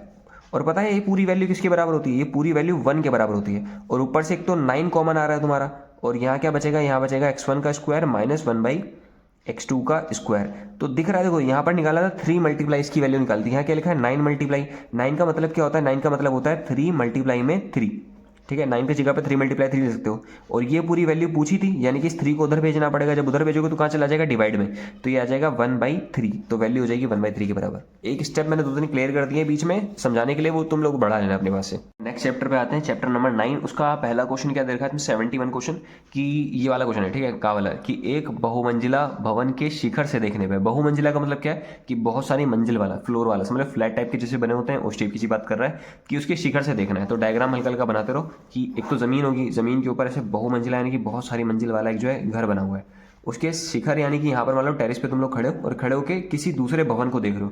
भवन मतलब घर होते हैं, समझ रहे हो कि कभी ऐसा नहीं होता कि तुम बड़े से फ्लैट में पहुंच गए और नीचे जाके देख रहे हो कि हमसे देखो नीचे वाले लोग कितने हैं, उनकी छतों पे झाँक रहे हो, ठीक है। तो वही वाला काम है कि बंदा उसकी छतों पे झाँक रहा है, छत पे झाँकेगा और उसके नीचे के गेट यानी कि उसके पैर तल के पास झाँकेगा, ठीक है। तो क्या दिख रहा है उसे कि देखो एक बहुमंजिला शिखर से देखने पर 8 मीटर ऊंचा यानी कि सामने एक भवन है जिसकी ऊंचाई है 8 मीटर, उसको देख रहा है। और उसको कहाँ पर देखेगा, उसके शिखर और तल का जो अवनमन कोण है वो 30 और 45 है। तो देखो इसका शिखर कहाँ पर है, ये रहा। तो इसके शिखर का जो कोण बनना है ऊपर से नीचे वो बनेगा 30 का और उसके जो पैर के पास कोण बनेगा वो बनेगा 45 का। अगर ये बंदा सीधा देखता तो ऐसे दिखता, ठीक। सीधे से जितना नीचे देखा ये इसका अवनमन कोण होता है, ये है 30 डिग्री और जो ये यहाँ से यहाँ तक का ये है 45 डिग्री, ठीक है। एक यहाँ पर सीधी लाइन यहाँ पर बना दो, तो यहाँ पर एक Z बनना है ये वाला। अगर ये 30 है इसका मतलब ये जो था ये भी क्या हो जाएगा 30 डिग्री। और अगर ये बड़ा वाला 45 इसका मतलब ये जो बड़ा वाला है ये भी कितना हो जाएगा 45 डिग्री। तो अब काम क्या करना है तुम्हें, एक तो बहुमंजिला की ऊंचाई ज्ञात करनी है, इसे कैपिटल H कह देते हैं। और अगली चीज़ क्या करनी है तुम्हें कि यहाँ से लेके यहाँ तक की दूरी कितनी है, ये 2 बातें पता करनी है, ठीक है। तो ये 2 बातें शुरू कर देते हैं। तो ऐसा होगा, देखो 2 चीज़ें, 2 ट्रायंगल बनने हैं। एक ट्रायंगल ये वाला बनेगा, एक ट्रायंगल ये बड़ा वाला बनेगा। तो सबका नाम पहले कर देते हैं ABCD और E, ठीक है। तो मैं बेसिकली जो है AC पता करना है। सबसे पहले 2 ट्रायंगल है, पहला ट्रायंगल लगा दो ये छोटा वाला ABD, ठीक है। AB डिविलियर्स लगा दो। तो ट्रायंगल से क्या होने वाला है कि 10 का फॉर्मूला लगेगा क्योंकि कड़ का कोई काम ही नहीं है, काम किसका है लंब का और आधार का, ठीक है। तो 10 और एंगल कितना है 30, 30 क्या होगा लंब बटे आधार। तो इस ट्रायंगल में लंब क्या होगा, लंब होगी ये इतनी सी हाइट AB की। तो देखो पूरा का पूरा H है और ये जो नीचे की चीज़ है ये हो जाएगा 8। अगर ये पूरा H है और ये 8 है, दोनों को माइनस करके ये कितना बचने वाला है, ये बचेगा H-8 के बराबर। डिवाइडेड बाय में लिखते हैं आधार, आधार का मतलब हो जाएगा यहाँ से लेके यहाँ तक का जो कि CE के बराबर है। तुम BD लिख दो CE लिख दो सेम बात है, तो इसे लिख देते हैं CE, ठीक है। और 10-30 की वैल्यू कितनी होती है 1/√3 बराबर में हो जाएगा H-8 और डिवाइड में लिखा था CE, ठीक है। और CE को जब उधर भेजोगे तो CE इक्वल टू होने वाला है ये उधर चला जाएगा √3 H-8, ठीक है। इतना करके इसे छोड़ देते हैं अभी थोड़ी देर के लिए, ठीक है। इक्वेशन नंबर फर्स्ट क्या है तो रोक दो। अगला चीज़ है ये वाला ट्रायंगल लगा दो। इस पूरे ट्रायंगल में क्या लिखेंगे, ट्रायंगल का नाम हो जाएगा AEC से, ठीक है। इसमें लगा दो 10 का फॉर्मूला, ये कितना एंगल है 10-45 हो जाएगा लंब बटे आधार। लंब का मतलब है यहाँ से लेके यहाँ तक का, ये पूरा H के बराबर है। और आधार कितना हो जाएगा यहाँ से यहाँ तक का CE के बराबर। 10-45 की वैल्यू 1 होती है, तो ये हो जाएगा 1 इक्वल टू हो जाएगा H/CE, यानी कि जो CE है वो बराबर हो जाएगा H का। यानी कि जो इसका आधार की ऊंचाई है, समझ लो दोनों भवन के बीच की दूरी और इसके भवन की ऊंचाई दोनों की दोनों आपस में सेम है, ठीक है। सेम का मतलब कि मान लो अगर ये भवन गिर भी गया तो इसके पैर पे जाके गिरेगा, बिल्कुल सेम ऐसा। तो ये दोनों के दोनों सेम है। अब एक काम कर सकते हैं, H निकाल लो, H का मतलब इसकी हाइट निकाल लो, उसी को कह देंगे इसके आधार की दूरी है, ठीक है। तो इस CE की जगह पर H लिख देते हैं इक्वल टू में, ये अंदर जाएगा तो ये हो जाएगा √3H और जब 8 के साथ जाएगा तो हो जाएगा 8√3, ठीक है। इस वाले H को जब इधर लेकर आएंगे तो हो जाएगा √3H और माइनस का H और ये उधर जाएगा तो हो जाएगा प्लस का 8√3, ठीक है। अगली बात क्या करना है, अगला ऐसे कर लेते हैं, दोनों में से H कॉमन ले लेते हैं। H कॉमन लेने पे अंदर बचने वाला है √3 माइनस का 1 और यहाँ पर ऐसा है, इस पूरे को जब उधर भेजोगे तो हो जाएगा 8√3 डिवाइडेड बाय में आ जाएगा √3 माइनस का 1 और ये पूरी चीज़ बराबर होने वाली है h के। ठीक है, यहाँ पर फाइनल आंसर हो गया है, लेकिन बात क्या है कि कभी भी नीचे रूट वाली गिनती नहीं रखते, तो ऊपर नीचे क्या करते हैं, परिमेयकरण कर देते हैं। परिमेयकरण कैसा होता है, जो नीचे दिखा है उसी का मल्टीप्लाई और डिवाइड करना है ऊपर नीचे, बस बीच में जो है प्लस लगा देना है, प्लस लगा देना है। ठीक है, तो देखो नीचे क्या हो जाएगा, रूट तीन का मतलब कितना हो जाएगा 3, और एक हो जाएगा 1, क्योंकि a plus B, A minus B का मतलब होता है a स्क्वायर माइनस का b स्क्वायर। और ऊपर क्या लिखा हुआ है, ऊपर लिखा है 8√3 और ब्रैकेट में लिखा है √3 प्लस का 1। तो इस पूरे को सॉल्व करके नीचे आने वाला है 2 से कैंसिल हो जाएगा 4 जा पर, तो हाइट फाइनल आंसर आ गया 4√3, ब्रैकेट के अंदर है √3 प्लस का 1। यहीं पर छोड़ दो तब भी सही है, या तो √3 का अंदर मल्टीप्लाई कर दो तब भी सही है। ठीक है, दोनों आंसर सही हो जाएंगे। नाउ अगला क्वेश्चन क्या है, 72 क्वेश्चन। उसमें क्वेश्चन में कह रहा है कि एक प्रकाश स्तंभ के शिखर से देखने पर समुद्र से 2 जहाजों के अवनमन कोण क्रमशः 30 डिग्री और 45 डिग्री। देखो प्रकाश स्तंभ का मतलब क्या होता है, जो लाइट हाउस लगे होते हैं पानी के ऊपर, तो लाइट हाउस की बात कर रहा है कि लाइट हाउस से कोई बंदा देख रहा है और 2 जहाज आ रहे हैं, ठीक एक ही तरफ से आ रहे हैं, और दोनों जहाज पे जो अवनमन कोण है, अवनमन समझ लो कि ऊपर से जो नीचे बंदा देख रहा है, तो एक 30 डिग्री पर है और एक 45 डिग्री पर है।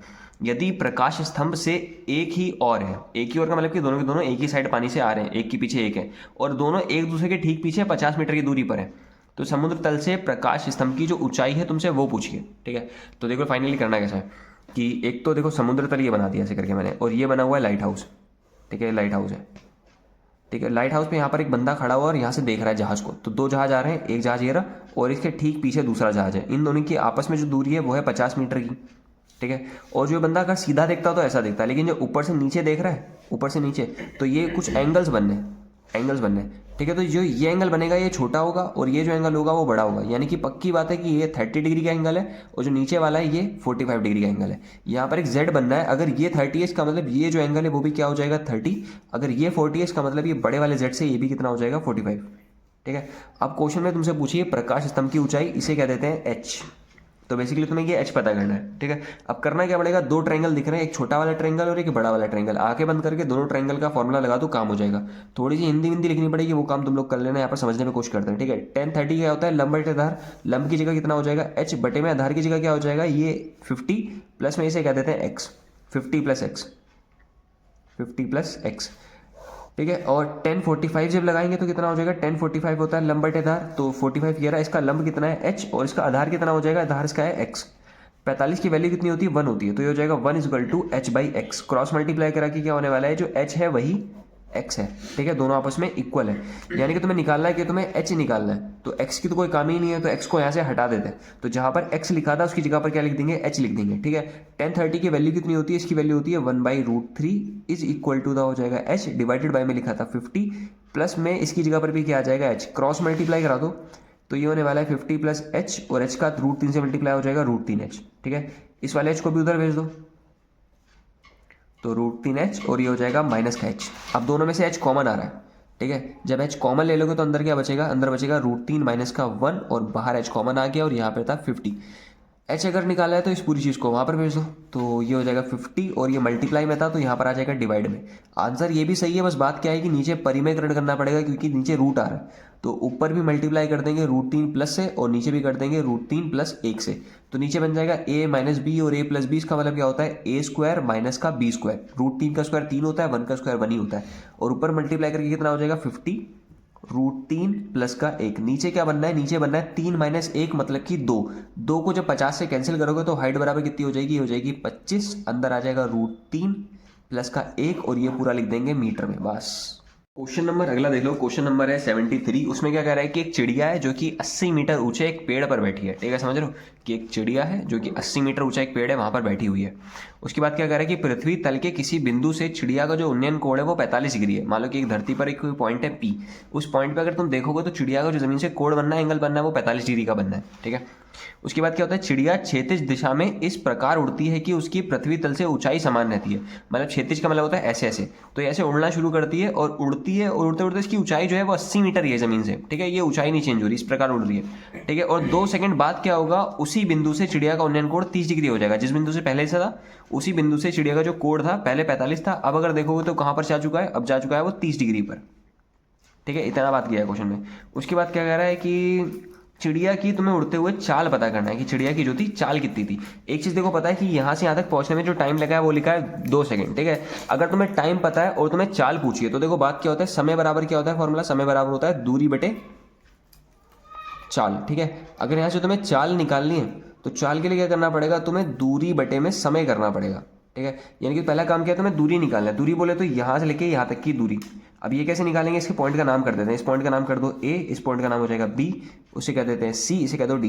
ए बी सी डी पूरी अपनी है, जिसका मर्जी जो मर्जी नाम रखो, ठीक है। तो तुम्हें बेसिकली करना क्या है, तुम्हें ए बी की दूरी पता करनी है। ए बी क्या तो सी डी क्या तो सेम बात है। तो ए बी की दूरी पता कर लो, दूरी को रखेंगे ऊपर, समय तो 2 सेकंड दे रखा है, दोनों को डिवाइड कर दो, चाल आ जाएगी। तो तुम्हारा जिंदगी का मकसद क्या है, ये ए बी निकालना। ए बी को थोड़ी देर के लिए एक्स कह देते हैं, खूबसूरत लगेगा थोड़ा सा, ठीक है। अब अगली बात क्या है कि 2 ट्रायंगल दिख रहे हैं, एक ट्रायंगल ये छोटा वाला और एक ट्रायंगल वो बड़ा वाला, ठीक है। इस वाले ट्रायंगल में वही वाला फॉर्मूला लगा दो। ट्रायंगल का नाम क्या है, ट्रायंगल का नाम है PCA। PCA से क्या होने वाला है, ट्रायंगल का नाम क्या होगा, 1045। 1045 क्या होता है, लंब बटे आधार। लंब की जगह पर कितना हो जाएगा 80, बटे में आधार की जगह पर क्या हो जाएगा PA, ठीक है। और 1045 की वैल्यू 1 होती है, ये हो जाएगा 80 बटे में PA, यानी कि जो PA था वही 80 था और जो 80 था वही PA था, ठीक है। तो ये वैल्यू आ चुकी है, यहाँ से यहाँ तक की आ गई 80, ठीक है। अगली बात क्या है, बड़ा वाला ट्रायंगल लगा दो। बड़े वाले ट्रायंगल का नाम क्या हो जाएगा, इसका नाम हो जाएगा PDB से, ठीक है। नाम कैसे भी पढ़ लो, ऐसे पढ़ लो, ऐसे पढ़ लो, जैसे मर्जी पढ़ो, नाम ट्रायंगल ट्रायंगल ही है, ठीक है। अगली बात लिख देते हैं 1030। 1030 क्या होता है, लंब बटे आधार। लंब की जगह पर क्या हो जाएगा DB, बटे में आधार की जगह पर क्या आ जाएगा, आधार की जगह पर आ जाएगा 80 प्लस में x। समझ लो, लंब का मतलब 30 के सामने वाला, मतलब ये पूरा आ जाएगा DB और बटे में ये पूरा, ये हो जाएगा 80 प्लस x। जो DB था वो 80 तो था, दोनों बराबर है, तभी तो क्वेश्चन में कहा था कि जो ऊंचाई वो चेंज नहीं हो रही, ठीक है। और 1030 की वैल्यू कितनी होती है, ये होती है 1/√3 इक्वल टू, इसकी जगह पर हो जाएगा 80 डिवाइडेड बाय में लिखा था 80 प्लस में x, ठीक। अगला काम क्या करेंगे, अगला काम कर देते हैं क्रॉस मल्टीप्लाई। तो इसका अगर वहां पर मल्टीप्लाई हो जाएगा तो ये हो जाएगा 80 प्लस में x इक्वल टू, ये हो जाएगा 80√3। अगर x पता करना है तो इस वाले 80 को भी उधर भेज दो। तो x इक्वल टू क्या होने वाला है, x हो जाएगा 80√3 और ये 80 उधर जाएगा, हो जाएगा माइनस का 80। दोनों में से 80 और 80 कॉमन आने वाला है, अंदर क्या बच जाएगा, अंदर बचेगा √3 माइनस का 1 और इसके आगे लगा देना मीटर, ठीक है। तो ये आ जाएगी इन दोनों के बीच की दूरी। अब दूरी आ चुकी है, तुम्हें बेसिकली निकालना क्या था, तुम्हें चाल निकालना था। तो चाल बराबर क्या होता है, दूरी बटे समय। दूरी की जगह पर आ जाएगा 80√3 माइनस का 1 डिवाइडेड बाय में समय कितना था 2 सेकंड। जब कैंसिल करोगे तो ऊपर आ जाएगा 40। तो टाइम कितना आने वाली चाल, 40√3 माइनस का 1 और क्या लिख देंगे, दूरी मीटर में थी, मीटर पर सेकंड, ठीक है। अभी बात क्या है, देखो √3 की वैल्यू तुम रखना चाहो तो क्वेश्चन में दे रखा था कि √3 की वैल्यू 1.732 है, तो इसको लाके यहाँ रख देना, 1 से माइनस करके फिर मल्टीप्लाई करके जो कुछ आ जाएगा पर्टिकुलर आंसर आ जाएगा। लेकिन यहाँ छोड़ दोगे तब भी सही है, कोई दिक्कत वाली बात नहीं है। नंबर 74 क्या कह रहा है कि एक भूमि पर स्थित, भूमि मतलब जमीन पर स्थित एक बिंदु है जिसका नाम है x, ठीक है। तो x बिंदु है जो कि एक ऊर्ध्वाधर स्तंभ है, मीनार, ठीक है। PQ नाम का एक मीनार है जिसका शीर्ष जो है Q है, मतलब PQ नाम रखना है, उसमें से जो Q वाला पॉइंट है उसे ऊपर लिखना है। तो ऐसा कुछ बना दो, PQ वाला मीनार है, इसमें P नीचे रहेगा और Q वाला पॉइंट ऊपर रहेगा और जमीन का एक बिंदु है x। उस बिंदु से Q का जो शीर्ष का मतलब समझ रहे हो, PQ के मीनार के शीर्ष का जो उन्नयन कोण है, उन्नयन का मतलब जो नीचे से ऊपर बनना है, ये जो एंगल है ये क्वेश्चन में दे रखा है 60 डिग्री। तो ये 60 डिग्री था। इसके बाद क्या कहा है कि बिंदु x से 40 मीटर ऊंचाई पर स्थित, बिंदु x ये रहा, इससे 40 मीटर ऊंचाई पर जाओगे और एक बिंदु आएगा y, ठीक। यहां से y से शीर्ष Q का, y से शीर्ष Q का, समझ रहे हो, y से शीर्ष Q का ऊपर की तरफ जो कोण बनना है, ये चीज, ये कितना दे रखा है, ये दे रखा है 45 डिग्री। सबसे पहले तो यहाँ पर एक सीधी लाइन बना देना, फिर बनाना यहाँ से जमीन से ऐसे करके 45 डिग्री, ठीक है। अगली बात क्या है, मीनार PQ की तुमसे ऊंचाई पूछी है, PQ की ऊंचाई h पूछी है और यहां से यहां तक की x पूछा है, 2 बातें पूछी है। अगेन क्या काम करना है, आंख बंद करके, नाक बंद करके, कान बंद करके, जो कुछ बंद कर पाओ बंद कर दो और 2 ट्रायंगल लिखना है और 2 ट्रायंगल पे फॉर्मूला लगा दो। पहले ट्रायंगल का नाम क्या हो जाएगा, पहले ट्रायंगल का नाम हो जाएगा QYT। QYT दिख रहा है ऐसे करके, तो QYT हो गया। QYT में लगा दो 10 45, क्योंकि 45 डिग्री है ना, तो इसका क्या हो जाएगा, लंब बटे आधार। लंब का मतलब कितना है, ये इतना। अब ये कैसे आएगा, देखो पूरा का पूरा h था, ये नीचे का क्या हो जाएगा 40, तो ये कितना बचेगा h माइनस 40। तो ये इतनी जो चीज़ है, ये इतना लंब, ये हो जाएगा h माइनस का 40। तो ऊपर लिख देंगे h माइनस 40 डिवाइडेड बाय में क्या हो जाएगा, आधार। आधार क्या है, ये YT। जो YT है वही तो XP है और जो XP है वही तो x है, क्योंकि हमने अपने पास से मान लिया ना x। 10 45 कितना हो जाएगा, 1 इक्वल टू में जाएगा h माइनस का ऐसा और ऐसा और ऐसा, क्रॉस मल्टीप्लाई करा दो, x इक्वल टू आने वाला है h माइनस का 40। इसे यहीं रोक दो क्योंकि अभी तुम्हें पता नहीं आगे क्या होने वाला है। तो अगला ट्रायंगल ले लेते हैं, ये वाला ट्रायंगल। इस वाले ट्रायंगल का नाम हो जाएगा QXP। QXP से अगर देखोगे तो 1060 लिखेंगे इस बार। 1060 का मतलब कि 60 डिग्री बनना है ना, तो इसका लंब क्या हो जाएगा, यहाँ से लेके यहाँ तक का पूरा लंब है। लंब की जगह पर लिख देंगे h डिवाइडेड बाय में आधार की जगह पर क्या आ जाएगा x। टेन 60 की वैल्यू कितनी होती है, √3, ये हो जाएगा h/x के बराबर, यहाँ से क्रॉस मल्टीप्लाई करा दो तो हो जाएगा रूट ऐसा और ऐसा और ऐसा। सही है, बेसिकली तुम्हें h और x दोनों ही पता करने हैं, तो एक एक काम करके काम करते हैं। तो एक काम करते हैं, यहाँ से h की वैल्यू को उठा के यहाँ पर रख देते हैं, ठीक है। तो ये जो x लिखा था ये हो जाएगा h का मतलब क्या हो जाएगा, √3x माइनस का 40, ठीक है। x वाली गिनती एक तरफ कर लो, इस x को उठा के यहाँ पर ले जाते हैं और इस 40 को उठा के वहां पर ले जाते हैं। तो 40 तो उधर आके प्लस का हो गया और x उधर जाके कैसा हो जाएगा, माइनस का। दोनों में से x कॉमन ले लो, अंदर क्या बचेगा, √3 माइनस का 1 और यहाँ पर लिखा था 40। ये पूरी चीज मल्टीप्लाई में, इधर जब बचेगा तो डिवाइड में चला जाएगा। तो x इक्वल टू हो जाएगा 40 डिवाइडेड बाई में √3 - 1। अगेन वही वाली बात, कभी भी √3 को नीचे नहीं रखते तो ऊपर नीचे परिमयकरण कर देते हैं, रेशनलाइजेशन। तो ऊपर भी उससे प्लस से मल्टीप्लाई कर दो, नीचे भी, ठीक है। नीचे क्या बनेगा, नीचे बनेगा a minus B, a plus B. इसका मतलब क्या होता है, a स्क्वायर माइनस का b स्क्वायर। √3 का स्क्वायर 3 होता है, 1 का स्क्वायर 1 होता है। और ऊपर क्या हो जाएगा 40 √3 प्लस का 1। नीचे 3 - 1 का मतलब क्या बनेगा, 2। 2 को 40 से कैंसिल करेंगे तो आंसर कितना आने वाला है, x इक्वल टू हो जाएगा 20 √3 प्लस का 1। ये हो जाएगा x की दूरी, मीटर में लिख देना बस।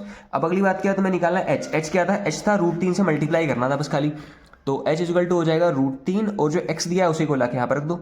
x दिया था 20 और एक और ब्रैकेट है √3 प्लस का 1। अब अगर इस √3 को अंदर भर दो ब्रैकेट के अंदर, तो √3 3 का मल्टीप्लाई हो जाएगा 3, बाहर आ रहा है 20, अंदर बचेगा 3 प्लस √3 का 1 से मल्टीप्लाई हो जाएगा √3। बस ये हो जाएगा आपका आंसर, खुशी खुशी जाओ। अगला क्वेश्चन नंबर देखते हैं। क्वेश्चन नंबर है 75 में क्या कह रहा है कि एक सूर्य का उन्नयन कोण फाई से थीटा हो जाता है। अब ना तो तुम्हें फाई पता है ना थीटा पता है, अब तुम्हें यही नहीं पता कि एंगल बढ़ा है या कम हुआ बड़ा, कुछ नहीं पता, ठीक है। आगे बात क्या देखे तो क्षैतिज तल से खड़े एक स्तंभ, क्षैतिज का मतलब क्या है कि जमीन के ऊपर एक स्तंभ यानी कि खंभा खड़ा हुआ है, ठीक है। उसकी छाया जो है वो a मीटर ज्यादा अधिक हो जाती है। अब समझ रहे हो बात क्या है, बात ऐसी है, सूरज जब कभी भी ऐसे डाउन हो रहा होता है, डाउन का मतलब ऐसे ढल रहा होता है, तो ढलते हुए क्या हो रहा होता है कि सूरज का जो छाया बनती है, शेडो, वो ज्यादा बढ़ती है। जैसे मान लो रात के दोपहर के 12 बज रहे हैं, दोपहर के 12 बजे सर के ऊपर रखा होता है, ठीक है। और जैसे जैसे टाइम बीतता चला जाता है, सूरज जितना नीचे जाता है, तुम्हारी शेडो जो बनती है उतनी ज्यादा बनती चली जाती है, शेडो की लेंथ उतनी ज्यादा बड़ी हो जाती है। तो देखो ऐसा है कि यहाँ से जब इसका शेडो बननी होगी, वो बननी होगी यहाँ पर, ठीक है, यहाँ पर बननी होगी। इस टाइम पे जो एंगल था वो कितना था, फाई। और उसके बाद थोड़ी देर बाद एंगल क्या होगा, यहाँ पर सूरज चला जाएगा, तो एंगल अब चेंज होकर हो जाएगा थीटा डिग्री, ठीक है। तो फाई से थीटा हो गया और इतनी देर में जो शेडो है वो इतनी ज्यादा हो गई, यानी कि a मीटर अधिक हो गई, पहले जितनी थी उससे a मीटर और ज्यादा हो गई, ठीक है।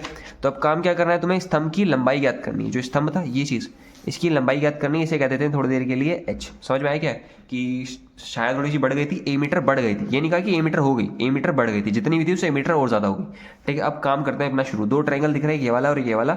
आंखें बंद करके दोनों ट्रायंगल पे लगा देते हैं फॉर्मूला ABCD, अपने पास से कर दो कुछ भी। पहले ये वाला ट्रायंगल ले लेते हैं ABC वाला, तो लिख देते हैं कि ट्रायंगल ABC, ठीक है, ट्रायंगल ABC। तो फॉर्मूला अगेन वही वाला लगेगा, tan वाला। तो tan लिख देते हैं, एंगल इस बार कितना है, फाई। tan फाई बराबर कितना हो जाएगा, लंब का मतलब देखो ये ट्रायंगल बात कर रहा हूँ, ठीक है। तो इसमें लंब हो जाएगा इसके सामने यानी कि h, और आधार कितना हो जाएगा CB, ठीक है। इसे यहीं पर लाके छोड़ दो।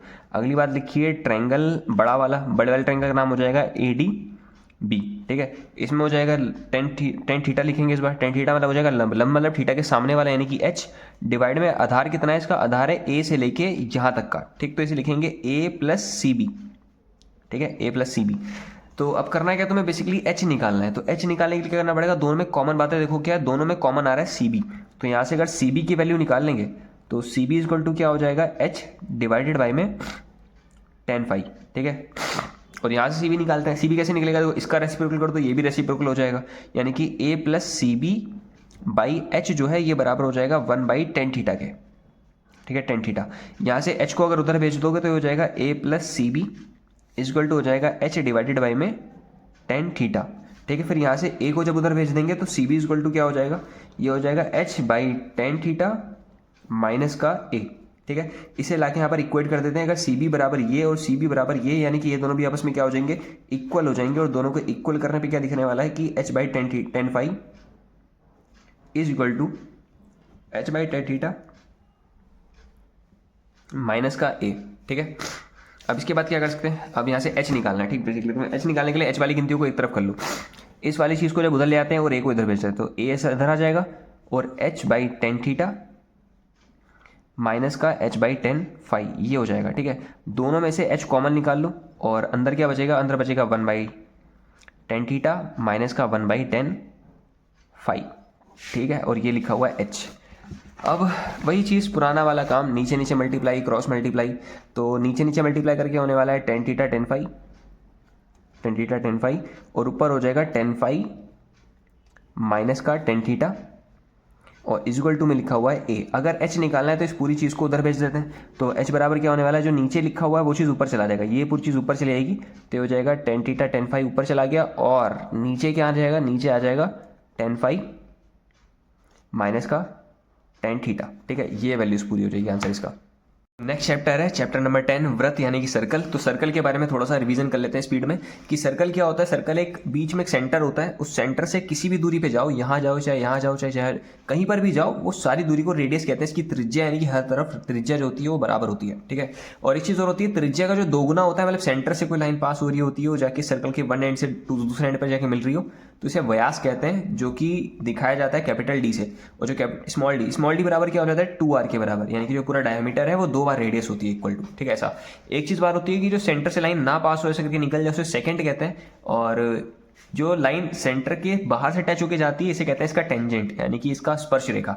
ठीक है, और जहां पर ये मिल रहा होता है इसे कहते हैं पॉइंट ऑफ कांटेक्ट, जहां पर कांटेक्ट हो रहा है सर्कल के साथ में। ठीक है, अगली बात ऐसी है कि अगर जैसे मान लो एक सर्कल है और सर्कल के बाहर कोई एक पॉइंट है, इस पॉइंट से कितनी टोटल स्पर्श रेखा बनाई जा सकती है, इससे टोटल 2 स्पर्श रेखा बनेगी, एक जो कि यहाँ से टच करके निकल जाएगी और दूसरी वाली यहाँ से टच करके निकल जाएगी। इसके बारे में एक वो होता है थ्योरम कह लो, कि सेंटर पर क्या होता है, जब इसे मिलाते हो तो ये रेडियस होती है, और रेडियस और स्पर्श रेखा के बीच में जो एंगल बनना होता है हमेशा 90 डिग्री होता है। सेम यहाँ पर स्पर्श रेखा यहाँ पर गई है, ये इसका पॉइंट ऑफ कॉन्टैक्ट, इन्हें अगर रेडियस से मिलाओगे तो यहाँ पर एंगल बनना होगा 90 डिग्री का। ठीक है, अगली बात ऐसी होती है, ये बाहर वाला पॉइंट है, अगर इसे सेंटर के साथ में ऐड करोगे तो सेंटर से ऐड करने पर क्या हो रहा है कि ये एंगल, ये वाला जो एंगल है एंगल 1 बराबर होता है नीचे वाले एंगल 2 के बराबर।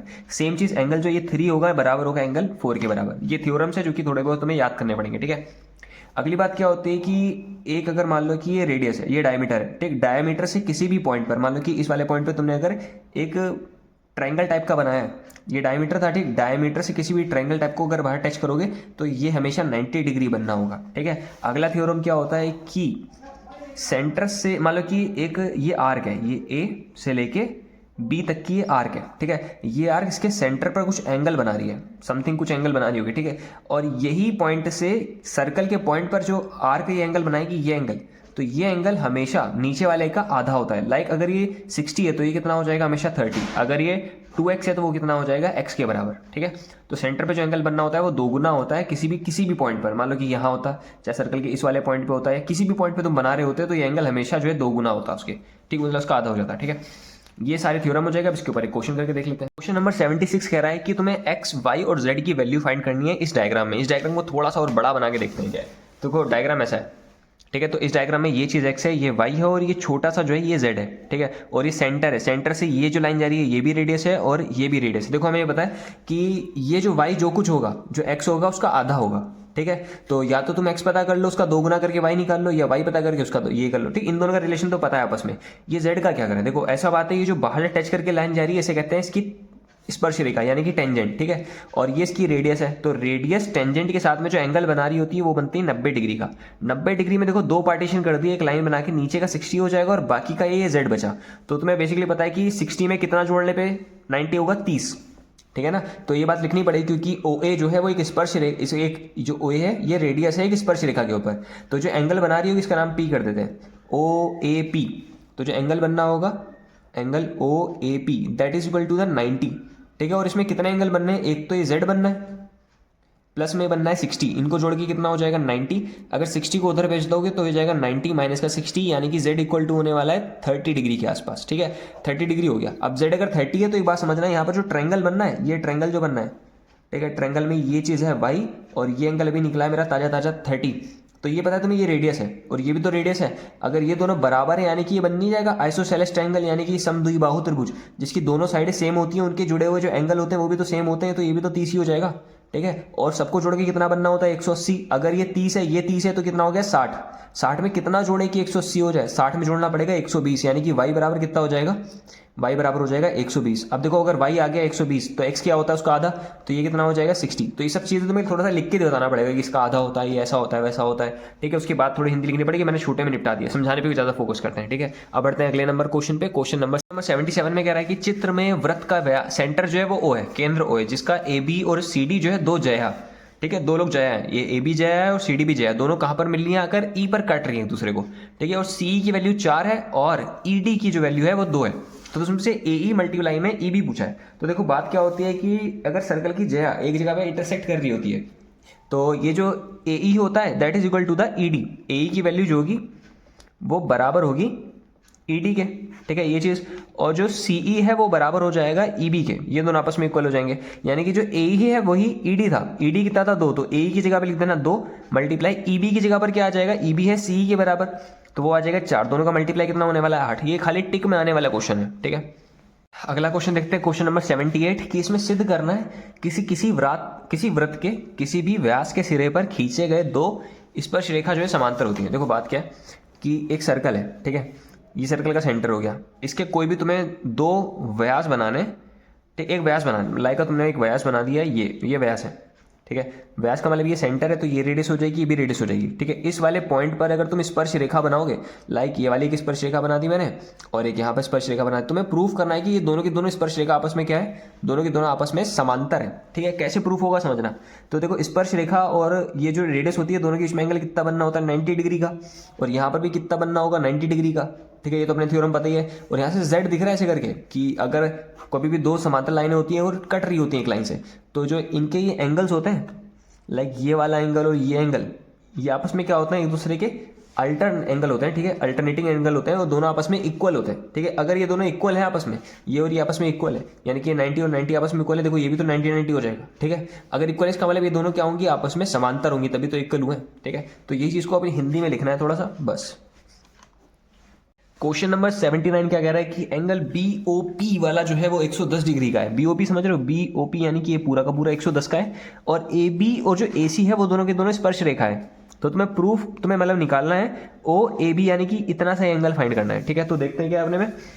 तो ये डायग्राम है थोड़ा सा बेकार बना है लेकिन समझ लोगे, ठीक है। तो ये स्पर्श रेखा AB, तो यहाँ पर एक 90 डिग्री बनना होगा, यहाँ पर भी एक 90 डिग्री बनना होगा, ये पूरा का पूरा क्या है 110 है। तो एक चीज़ तुम्हें पता है ना कि ये क्वाड्रिलेटर है और सारे एंगल जोड़ के कितना बनना होता है, सारे एंगल जोड़ के बनेगा 180। यानी ये बात पता है तुम्हें कि angle A plus B plus O plus C सबको जोड़कर बनेगा 360, सही है। एंगल A की जगह पर तुम्हें नहीं पता तो एंगल A का एंगल A लिख देते हैं, प्लस एंगल B की जगह पर 90, एंगल O पर बनना है 110, एंगल C पर बनना है 90, इक्वल टू में लिखा हुआ है 360, सही है।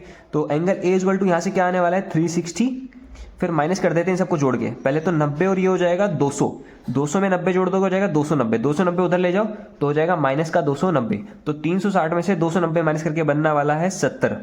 तो एंगल ए जो आ रहा है वो क्या आ रहा है, पूरा का पूरा 70 आ रहा है। लेकिन बात क्या है, पूरा एंगल ए थोड़ी ना पता करना, एंगल ए तो इतना है, क्वेश्चन में पूछा है OAB यानी कि इतना ही खाली पूछा है। तो अभी मैंने बताया था कि ये दोनों आपस में बराबर होते हैं, ये और ये आपस में इक्वल होते हैं। तो यानी कि अगर ये पूरा का पूरा 70 है तो ये आधा आधा बटा होगा ना, तो ऊपर कितना हो जाएगा 35 और नीचे भी कितना हो जाएगा 35, यानी कि जो एंगल OAB है वो आधा हो जाएगा एंगल ए का, और एंगल ए कितना था 70 था, आधा करके कितना बचेगा 35 डिग्री। अगला चैप्टर है चैप्टर नंबर 11, उसमें खाली 2 क्वेश्चन करेंगे और 2 क्वेश्चन के अंदर सारे टॉपिक जितने फॉर्मूले हैं सब कुछ इसी में कवर हो जाएगा ऑलमोस्ट, ठीक है। तो वृत्त से संबंधित क्षेत्रफल के बारे में चैप्टर है, तो सर्कल से रिलेटेड जितने भी एरिया हो सकते हैं। पहला क्वेश्चन क्या है कि एक गोल मेजपोश है, समझ रहे हो, एक गोल टेबल के ऊपर जो मेजपोश बिछाई जाती है वो चीज़ है, तो उस पर 6 डिजाइन बने पड़े हैं समांतर, ठीक है, और जो कि आकृति में दिखाई गई, देखो ऐसी फिगर है कुछ कि ऐसा दिखा रखा है, इसमें 6 डिजाइन बने, 1 2 3 4 5 6 डिजाइन है, सबके सब जो है सेम डिजाइन है बिल्कुल, ठीक है। और क्या लिखा है जो कि दिखाए गए, यदि मेजपोश की त्रिज्या जो है वो 28 सेंटीमीटर है, ठीक है, जो पूरा इसकी त्रिज्या दे रखी है 28 सेंटीमीटर, और इसका रेट दे रखा है कि 1 वर्ग सेंटीमीटर जो होता है सेंटीमीटर स्क्वायर, उस पर 0.35 रुपये का खर्चा है, और इस डिज़ाइन को बनाने की टोटल लागत पूछिए, तो टोटल कितना खर्चा आने वाला है इस पूरे डिज़ाइन को बनाने के लिए वो पूछा है, और √3 की जो वैल्यू है 1.7 इस्तेमाल करनी है, ठीक है। तो अब करेंगे कैसे, देखो सबसे पहले पता कर लेते हैं कि देखो रेट अगर पता करना है तो अगर 1 सेंटीमीटर स्क्वायर का खर्चा इतना है तो तुम पता कर लो ना टोटल कितना एरिया ये इतना इन्होंने बनाया डिजाइन करा, ठीक है। टोटल ये कितना डिजाइन करा, कैसे आएगा कि एक पहले का निकाल लेते हैं, जैसे कि इसे अगर मिलाओगे तो ये एक वृत्ताखंड बन जाएगा, वृत्त का थोड़ा सा टुकड़ा, और वृत्ताखंड का फॉर्मूला क्या होता है कि पूरे त्रिज्या खंड में से इस ट्रायंगल को माइनस कर देते हैं, ठीक है, इसे कहते हैं लघु वृत्ताखंड। तो लिख देते हैं एक लघु वृत्ताखंड का क्षेत्रफल। ठीक है, तो एक सिंगल का जो क्षेत्रफल होगा वो कैसा आएगा कि थीटा बटे 360 और पाई आर स्क्वायर करके क्या मिलता है, ये मिलता है पूरे का, समझ लो, पूरे त्रिज्याखंड का क्षेत्रफल। इसमें से माइनस कर देते हैं 1/2 आर स्क्वायर साइन थीटा को। ये क्या चीज़ होती है ट्रायंगल, ट्रायंगल को माइनस कर देते हैं। ठीक है, तो वैल्यूज को रख देते हैं। थीटा की जगह पर क्या आएगा, थीटा की जगह पर ये एंगल आएगा। अब ये तो पता ही नहीं है भाई साहब, लेकिन कैसे निकलेगा कि जब इस सारे पॉइंटों को मिला दोगे तो दिखेगा सबके सब सेम है, यानी कि जितने भी लोग होंगे सबके सब बराबर बराबर एंगल बना रहे होंगे। और टोटल कितने डिजाइन, टोटल 6। तो यानी कि टोटल अगर पूरा घूमता तो कितना बनता, थीटा अगर पूरा घूमता तो होता 360, लेकिन कितने लोगों में बांटना है, 6 लोगों में, तो 6 से डिवाइड कर देते हैं। तो डिवीजन का मीनिंग ये होता है कि कितने लोगों में बांटना है। ठीक है, और डिवाइड करके कितना आ जाएगा 60 डिग्री, यानी कि थीटा बराबर हो जाएगा 60, डिवाइड में लिखेंगे 360 और मल्टीप्लाई में पाई की जगह पर आता है 22/7, मल्टीप्लाई में आर का स्क्वायर, आर का मतलब कितना था 28, तो लिखेंगे 28 मल्टीप्लाई 28 दो बार क्योंकि आर का स्क्वायर है, माइनस 1/2 मल्टीप्लाई दोबारा आर स्क्वायर यानी कि 28 मल्टीप्लाई में 28 और फिर लिख देते हैं साइन 60, साइन 60। ठीक है, अब इन सब की वैल्यू को सॉल्व करना पड़ेगा। पहले तो ये 0 से 0 कैंसिल हो रहा है, फिर 6 1 जा 6, 6 6 जा कैंसिल हो गया। ठीक है, अब देखो बात क्या है कि एक चीज़ मेरे को चमक रही है कि 28 यहाँ भी आ रहा है, यहाँ भी आ रहा है। ठीक है, और एक चीज़ और, अच्छा एक काम करते हैं, पहले 28 बाहर कॉमन ले लेते हैं कि 28 मल्टीप्लाई में 28 कॉमन आ गया, अंदर क्या बच रहा होगा, अंदर बच रहा होगा एक तो 22 बच रहा होगा। ठीक, और डिवाइडेड बाई में 6 और 7 बच रहा है, 6 मल्टीप्लाई में 7, फिर माइनस कर दो 1/2 बच गया पूरा का पूरा, मल्टीप्लाई में साइन 60 बच रहा है। साइन 60 का मतलब क्या होता है, √3/2। ठीक है, अब इसे अगले पेज में सॉल्व करते हैं। तो अब देखो क्या हो रहा है कि अब दोनों के दोनों 2 के टेबल से कैंसिल हो रहे हैं, ये 11 पे चला जाएगा और ये चला जाएगा 3 पे। ठीक है, और इसके बाद तो कुछ नहीं दिख रहा, तो ये 28 मल्टीप्लाई 28 सेम ऐसे ही रहने वाला है। ठीक, नीचे क्या हो जाएगा, नीचे आ रहा है 7 और 3, 7 और 3 का मतलब क्या हो जाएगा, नीचे हो गया 21 और ऊपर लिखा हुआ है 11 और माइनस का लिखा है ऊपर √3 और 2 और 2 का मल्टीप्लाई नीचे कर देंगे 4। ठीक है, फिर उसके बाद नीचे नीचे गुड़ा और कैची गुड़ा कर दो, तो नीचे और नीचे गुड़ा करके आने वाला है 21 मल्टीप्लाई में 4, क्रॉस मल्टीप्लाई करके ये होगा 4 का 11 से मल्टीप्लाई हो जाएगा 44, माइनस 21 का इससे मल्टीप्लाई होने वाला है 21√3, और बाहर क्या लिखा था 28 मल्टीप्लाई में 28। दोनों 7 के टेबल से कैंसिल हो रहे हैं क्योंकि यहाँ पे देखो मल्टीप्लाई में, वहाँ भी मल्टीप्लाई में, तो काट सकते हो। ठीक है, ये 7 पे 3 पे जाएगा और ये 7 पे 4 पे जाएगा। ठीक, 4 1 जा 4, 4 1 जा 4, ये भी कैंसिल हो गया। ठीक, तो बाहर क्या बच रहा है, बाहर बच रहा है 28, अंदर क्या है, अंदर है 44 माइनस का ये, अब ये क्या है, ये है 21 और √3 क्वेश्चन में क्या कहा है कि 1.7 लिख देना। ठीक, और मल्टीप्लाई करके आने वाला है 35.7, तो ऊपर लिख देंगे 35.7, डिवाइडेड बाई में क्या था 3। सही, इसके बाद इन दोनों को माइनस कर दो, 44 में से 35.7 माइनस कर दो, तो माइनस करके आने वाला है ऊपर 8.3 और डिवाइड में क्या लिखा था 3। पहले इन दोनों का मल्टीप्लाई कर देना, तो ये हो जाएगा 232.4 के आसपास और नीचे आ जाएगा 3। फिर इनको डिवाइड करके फाइनल आंसर क्या आने वाला है 77.4। आंसर किस में चल रहा था, सेंटीमीटर का स्क्वायर। अब देखो बात क्या है, इतना तुमने निकाल लिया एरिया खाली एक बंदे का, समझ रहे हो, मतलब कि एक सिंगल इतनी शीट का, मतलब इसका सिंगल का। ठीक है, ऐसी कितनी शेप है टोटल, ऐसी 1 2 3 4 5 6 शेप है। ठीक है, तो टोटल डिज़ाइन का जो एरिया होगा, टोटल डिज़ाइन का एरिया वो क्या होने वाला है, टोटल डिज़ाइन टोटल 6 है। ठीक है, तो 6 का मल्टीप्लाई कर दो 77.4 के साथ में। ठीक, तो जो कुछ भी आंसर आने वाला है ये आ जाएगा सेंटीमीटर का स्क्वायर में। फिर उसके बाद क्या करना है, तुम्हें कोस्ट निकालना है। देखो बात है कि 1 सेंटीमीटर स्क्वायर की जो कोस्ट है वो है 0.35 रुपये। ठीक है, फिर जो इतने सेंटीमीटर की कॉस्ट होगी, इतने समझ लो, कितने कहने का मतलब है जो कुछ ऊपर आने वाला है यहाँ पर, दोनों का 6 से मल्टीप्लाई करके, उसके लिए क्या करना पड़ेगा 0.35 का मल्टीप्लाई करना पड़ेगा इतने के साथ में। ठीक है, और मल्टीप्लाई करके उतने आ जाएगा और यही आंसर होगा। क्वेश्चन नंबर 81 क्या कह रहा है कि 10 सेंटीमीटर त्रिज्या वाला एक जो है वृत्त है, पूरा सर्कल है जो कि 10 सेंटीमीटर का है, इसकी कोई जीवा केंद्र के ऊपर समकोण बना रही है। ठीक है, कोई जीवा सेंटर पे 90 डिग्री बना रही है, तो निम्न यानी कि इन दोनों के तुमसे एरिया पूछा है। तो देखो डायग्राम क्या होगा, एक सर्कल बना दो और सर्कल का एक सेंटर होगा और एक जीवा का मतलब क्या होता है, जो कि सेंटर से ना पास होने वाली लाइन को जीवा कहते हैं। ठीक है, ये जीवा है, तो जीवा इसके सेंटर पे जो है 90 डिग्री बना रही होगी, यहाँ और यहाँ से 90 डिग्री का एंगल बना रही है टोटल, यानी कि थीटा बराबर 90 है। ऐसा कि वीडियो में बनाना देखो स्टार्ट करना भूल गया था, तो अभी देख लो क्या है कि एक सेंटर पे 90 डिग्री बना रही है और ये इसकी जीवा है, तो जीवा के संगत का मतलब क्या होता है, इससे जुड़ी हुई, तो जुड़ी हुई वृत्तखंड मतलब क्या हो जाएगा, नीचे वाला वृत्तखंड, इसका एरिया पूछा है। इसके लिए क्या करना पड़ेगा, पूरे त्रिज्याखंड में से तुम्हें इस ट्रायंगल को माइनस करना है। त्रिज्याखंड का फिर फॉर्मूला क्या होता है, थीटा बटे 360 पाई आर स्क्वायर, और इसमें से माइनस कर देते हैं ट्रायंगल, यानी कि माइनस का 1/2 आर स्क्वायर साइन थीटा। तो थीटा की जगह पे 90 कर दिया, 360, पाई की जगह पे लिखेंगे 3.14 और आर की जगह पे लिखेंगे 10 × 10। अब तुम्हें कहा चल गया 22/7 भी तो रख सकते हैं, यहाँ पर वो नहीं रखा 22/7 क्योंकि बटे में 7 आता है और 7 ऊपर कहीं से कैंसिल नहीं हो रहा था, और 3.14 में नीचे हटाने पे 2 0 आएगा, 2 0 कैंसिल हो जाएंगे तभी, ठीक है। -1/2 आर की जगह पे 10 × 10 साइन थीटा की जगह पे साइन 90। अब कैंसिल आउट देख लो, 90 कम 90, 90 का 4 पे कट जाएगा 360, तो 1/4 आ गया। यहाँ से पॉइंट हटाने पे 2 0 बनते हैं, दोनों के दोनों कैंसिल हो जाएंगे, ऊपर बचेगा 314, माइनस का माइनस 1/2, 10 10 10 10 साइन 90 की जगह पे 1, उसे लिखने की जरूरत नहीं है, ठीक है। तो 314 को जब 4 से डिवाइड करेंगे तो आंसर आने वाला है 78.5, माइनस कर दो इन दोनों को, ऊपर हो जाएगा 100 का आधा करके कितना बचेगा 50, और माइनस करके आंसर आने वाला है 28.5 सेंटीमीटर का स्क्वायर, क्योंकि एरिया था, पहला पार्ट निकल गया।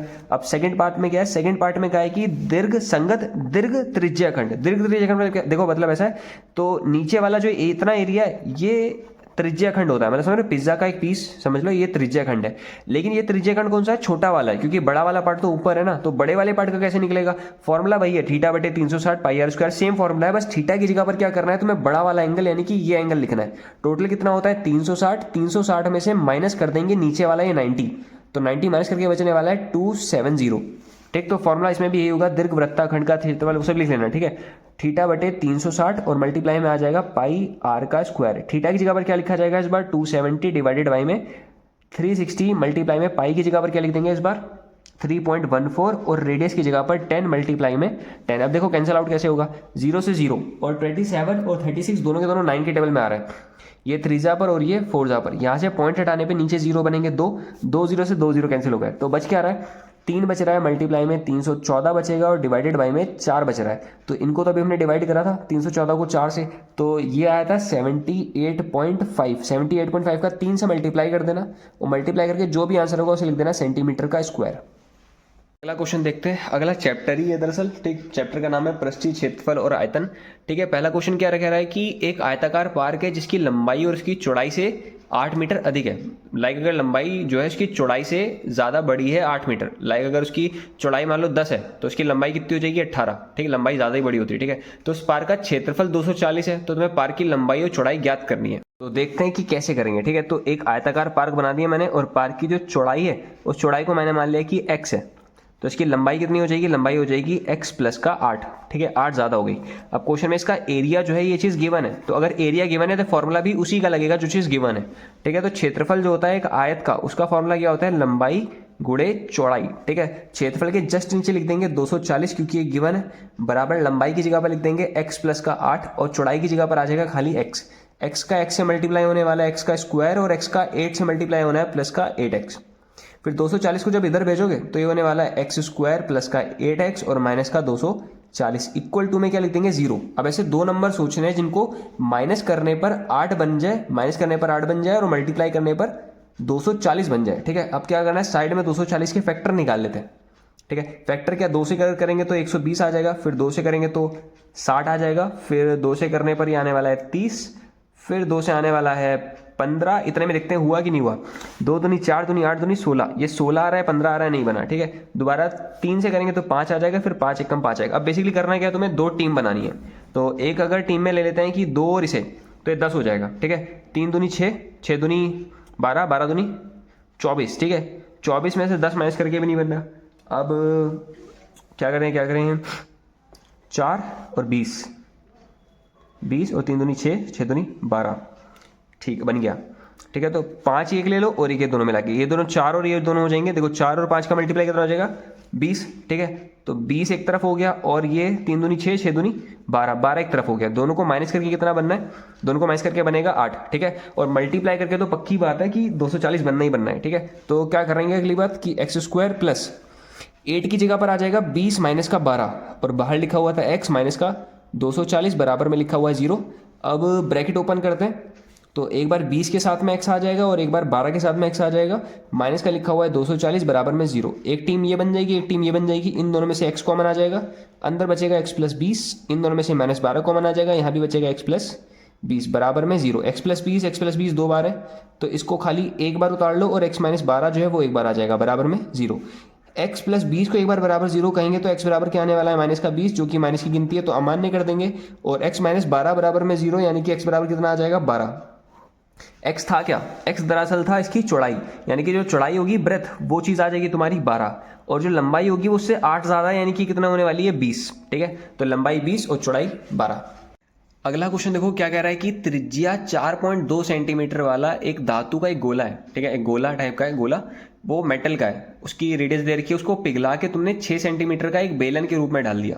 ठीक है, और बेलन की ऊंचाई पूछी है। देखो कभी पिघलाने वाले क्वेश्चन आते हैं तो उसमें आयतन आयतन वाला गेम खेलते हैं। ठीक है, तो कैसे खेलेंगे वो देख लेते हैं। तो ऐसा है कि एक गोला बना दिया, गोले की त्रिज्या को बड़ा वाला आर कह दिया 4.2 सेंटीमीटर। ठीक है, और जो इसके पिघलाकर तुमने जो है एक दूसरी चीज बना दी जो कि सिलेंडर है, और दोनों का आयतन क्या होगा, सेम होगा, क्योंकि मटेरियल जो है दोनों का सेम है। ठीक है, तो इसका आर जो है स्मॉल आर कह देते हैं, इसकी हाइट को एच कह देते हैं। तो तुम्हें बेसिकली इसकी हाइट ही पता करनी है। तो ऐसा कॉन्सेप्ट कौन सा लगने वाला है पिघलने वाले में कि इन दोनों का जो आयतन होगा वो सेम होगा। बड़े वाले गोले का आयतन क्या होता है, 4/3 पाई बड़े वाले आर का cube, that is equal to हो जाएगा इसका आयतन। इसका आयतन क्या होता है, pi R square into H. अगर यहाँ से एच निकालोगे तो बाकी सारी चीज़ें जो है वो डिवाइड में चली जाएगी, यानी कि एच इक्वल टू क्या होने वाला है, 4/3 पाई आर क्यूब, और इसे नीचे भेज दो तो आ जाएगा पाई और आर का स्क्वायर। ठीक है, पाई से पाई कैंसिल होने वाला है, बचना क्या है, 4/3 बचा, ऊपर बचा है आर का क्यूब। आर का मतलब है रेडियस कितनी थी गोले की, 4.2 मल्टीप्लाई में 4.2 और मल्टीप्लाई में 4.2 तीन बार,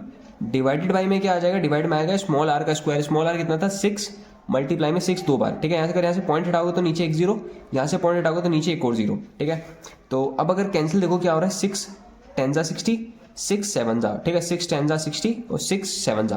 ठीक, तो 4/3 बचा, ऊपर हो जाएगा 7 मल्टीप्लाई 7 यानी कि 49, मल्टीप्लाई में आ रहा है 4.2, डिवाइडेड बाय में लिखा हुआ है 100। 10 और 10 का मल्टीप्लाई 100 हो जाएगा। ठीक है, अगर इस पॉइंट को भी हटा दोगे नीचे एक और जीरो बन जाएगा, 3 1 जा 3, 3 1 जा 3, 3 4 जा 12, यानी कि ऊपर आ गया 14। तो अब 4 का मल्टीप्लाई करना है 49 के साथ में, फिर मल्टीप्लाई करना है 14 के साथ में, और नीचे आ जाएगा 1000। ठीक है, तो इन तीनों का मल्टीप्लाई करके आने वाला है 2744, और डिवाइड में क्या लिखा हुआ था 1000। 1000 का मतलब क्या है कि पीछे से 3 के बाद पॉइंट लगा दो तो आंसर हो जाएगा 2.744 सेंटीमीटर।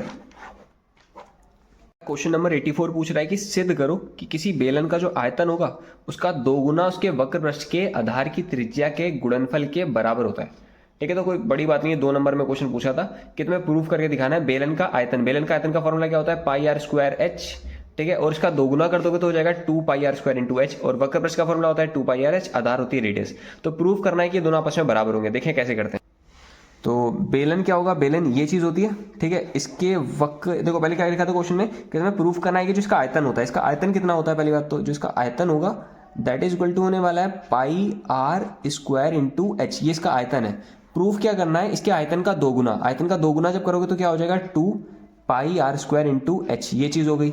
अब प्रूफ क्या करना था, जो इसका वक्रपृष्ठ होता है, वक्रपृष्ठ होता है 2 पाई आर एच। ठीक है, 2 पाई इसका मल्टीप्लाई करना है इसकी त्रिज्या के साथ में, त्रिज्या से मल्टीप्लाई करके क्या होने वाला है 2 पाई आर स्क्वायर इंटू एच। तो ये भी तो बराबर आ गया ना, इसका आयतन का दोगुना कर दो, चाहे उसकी वक्रपृष्ठ का आर से मल्टीप्लाई कर दो, दोनों की वैल्यू क्या आ रही है, सेम आ रही है।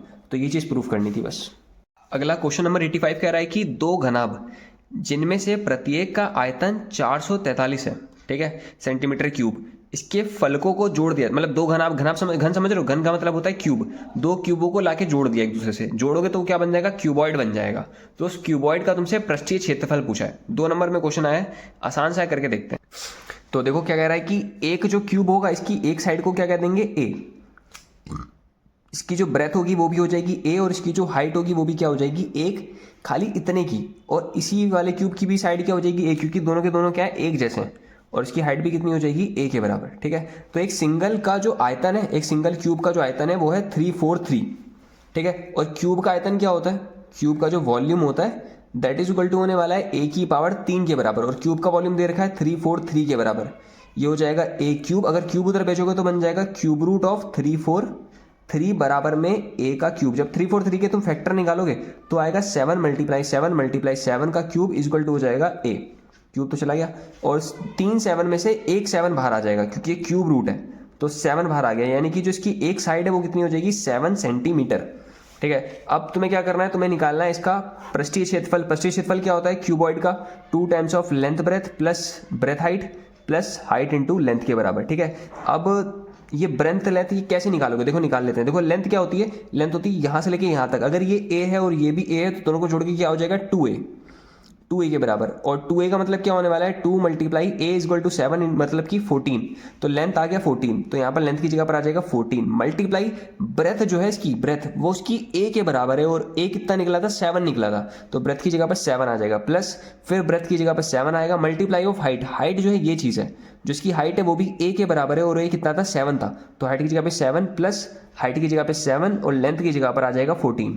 ठीक है, अब इन सब में से देखते हैं कॉमन क्या आ रहा है। देखो 14 के अंदर भी क्या है 7 मल्टीप्लाई 2, तो एक 7 2 7 इसके पास, 2 7 इसके पास, 2 7 इसके पास, तो सब में से 2 7 बाहर कॉमन आ जाएंगे, अंदर क्या बचेगा 14 में से 7 चला गया और एक ये वाला 7 चला गया, तो 2 तो बच रहा है अभी, प्लस दोनों 7 चले गए मतलब एक बच रहा है, यहाँ पर भी देखो 14 में से 7 चला गया और एक 7 मतलब कि यहाँ पर भी 2 बच रहा है, तो ये 2 + 1 मतलब कि 5 हो जाएगा, मतलब कि 2 मल्टीप्लाई 7 और अंदर बचने वाला है 5, 5 का 2 से मल्टीप्लाई 10 हो गया, ठीक है, और 7 7 हो जाएगा 49, तो ये होने वाला है 490, ठीक है, और लिख देंगे सेंटीमीटर का स्क्वायर क्योंकि एरिया था। एक और 2 मार्क्स का क्वेश्चन है कि यदि एक गोले के वक्रपृष्ठ की माप जो है 36 पाई सेंटीमीटर स्क्वायर है, तो गोले का आयतन पूछा है तुमसे, ठीक है, इसे तो देखो क्या है कि गोला बना दिया, गोले की रेडियस को r मान लेते हैं, ठीक, और इसका वक्रपृष्ठ दे रखा है 36 पाई, अगर वक्रपृष्ठ दे रखा है तो वक्रपृष्ठ का फॉर्मूला लगेगा ना, तो देखो वक्रपृष्ठ का फॉर्मूला होता है क्या है, जो वक्रपृष्ठ का फॉर्मूला होता है that is equal to the 4 pi r का स्क्वायर, ठीक है, वक्रपृष्ठ गिवन है इसकी जगह पे लिख देंगे 36 पाई, इक्वल में लिखा था 4 पाई r का स्क्वायर, एक पाई से एक पाई कैंसिल हो जाएगा, 4 वन जा 4 और 4 9 जा चला जाएगा 36, यानी कि 9 इक्वल टू आने वाला है r का स्क्वायर, स्क्वायर जब उधर भेजेंगे तो रूट बनता है, और रूट 9 का मीनिंग क्या होता है, रूट 9 का मीनिंग होता है 3, यानी कि r इक्वल टू 3 सेंटीमीटर आ गया पहली बात।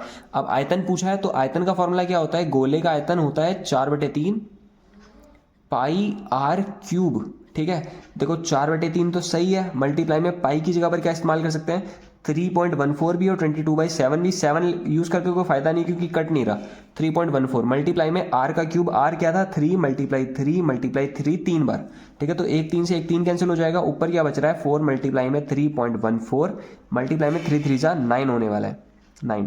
अब इनका मल्टीप्लाई करा देना तीनों का, जो कुछ मल्टीप्लाई करके आएगा आंसर आ जाएगा सेंटीमीटर का क्यूब क्योंकि आयतन निकाला है, ठीक है।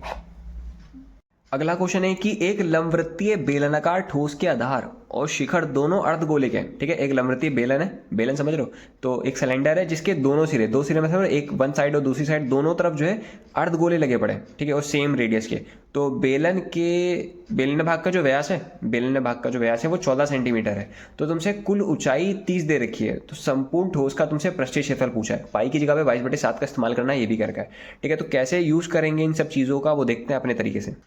अपना देखो पर्सनल मेथड क्या है कि जो इनकी व्यास पता है, व्यास समझ रहे हो, यहाँ से लेके यहाँ तक का व्यास पता है, जो व्यास है वो 14 है, यानी कि जो इसकी रेडियस हो वो कितनी हो जाएगी 7, तो पहली चीज़ तो रेडियस हम लोग निकाल लेंगे, रेडियस इक्वल टू हो जाएगा 14/2 यानी कि 7 सेंटीमीटर। अगली चीज़ है इसकी पूरे का व्यास जो है, पूरे की ऊंचाई यानी कि यहाँ से लेके यहाँ तक की पूरी 30 है, तो देखो बात है कि ये यहाँ से यहाँ तक का तो रेडियस हो गई ना, ये सर्कल की रेडियस हो गई, और जो यहाँ से यहाँ तक ये भी सर्कल की रेडियस हो जाएगी, यानी कि इतने पार्ट को कैंसिल कर दो और ये यहाँ से इतने पार्ट को कैंसिल कर दो, ये इसकी रेडियस कितनी है 7, तो 7 हटा देते हैं और ये वाले 7 हटा देते हैं, तो जो ऊंचाई बचेगी सिलेंडर की, यहाँ से यहाँ तक की ऊंचाई होती है सिलेंडर की ऊंचाई h, वो कितनी हो जाएगी, h हो जाएगी टोटल 30 में से तुम्हें माइनस कर देना है 7 और माइनस कर देना है 7, एक बार ऊपर वाला 7 एक बार नीचे वाला 7, तो h इक्वल टू क्या हो जाएगा 30 और 7 कितना होता है 14, तो दोनों को माइनस करके कितने बचने वाला है 16, तो यानी कि जो ऊंचाई है वो आ जाएगी 16 सेंटीमीटर। अब तुम्हें करना क्या है, तुम्हें निकालना है संपूर्ण पृष्ठीय क्षेत्रफल। पृष्ठीय क्षेत्रफल कैसे निकलेगा टोटल, देखो एक तो सिलेंडर का हो जाएगा 2 पाई RH वाला, ठीक है, इसका कितना हो जाएगा 2 पाई r स्क्वायर और नीचे का कितना हो जाएगा 2 पाई r स्क्वायर, जब तीनों को जोड़ दोगे तो आ जाएगा टोटल पूरे का पृष्ठीय क्षेत्रफल, ठीक है।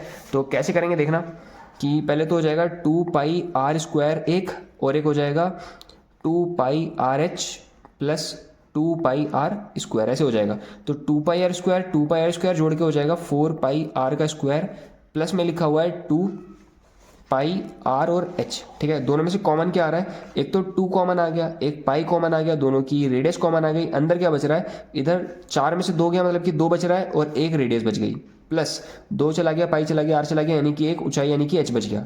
सब वैल्यू जो पता है वो रख दो, 2 की जगह 2, पाई की जगह पे लिखेंगे 22/7 और रेडियस की जगह पे भी था 7, 2 मल्टीप्लाई रेडियस था 7 प्लस में ऊंचाई अभी कितनी निकाली थी हमने 16, ठीक है, ऊंचाई 16 थी।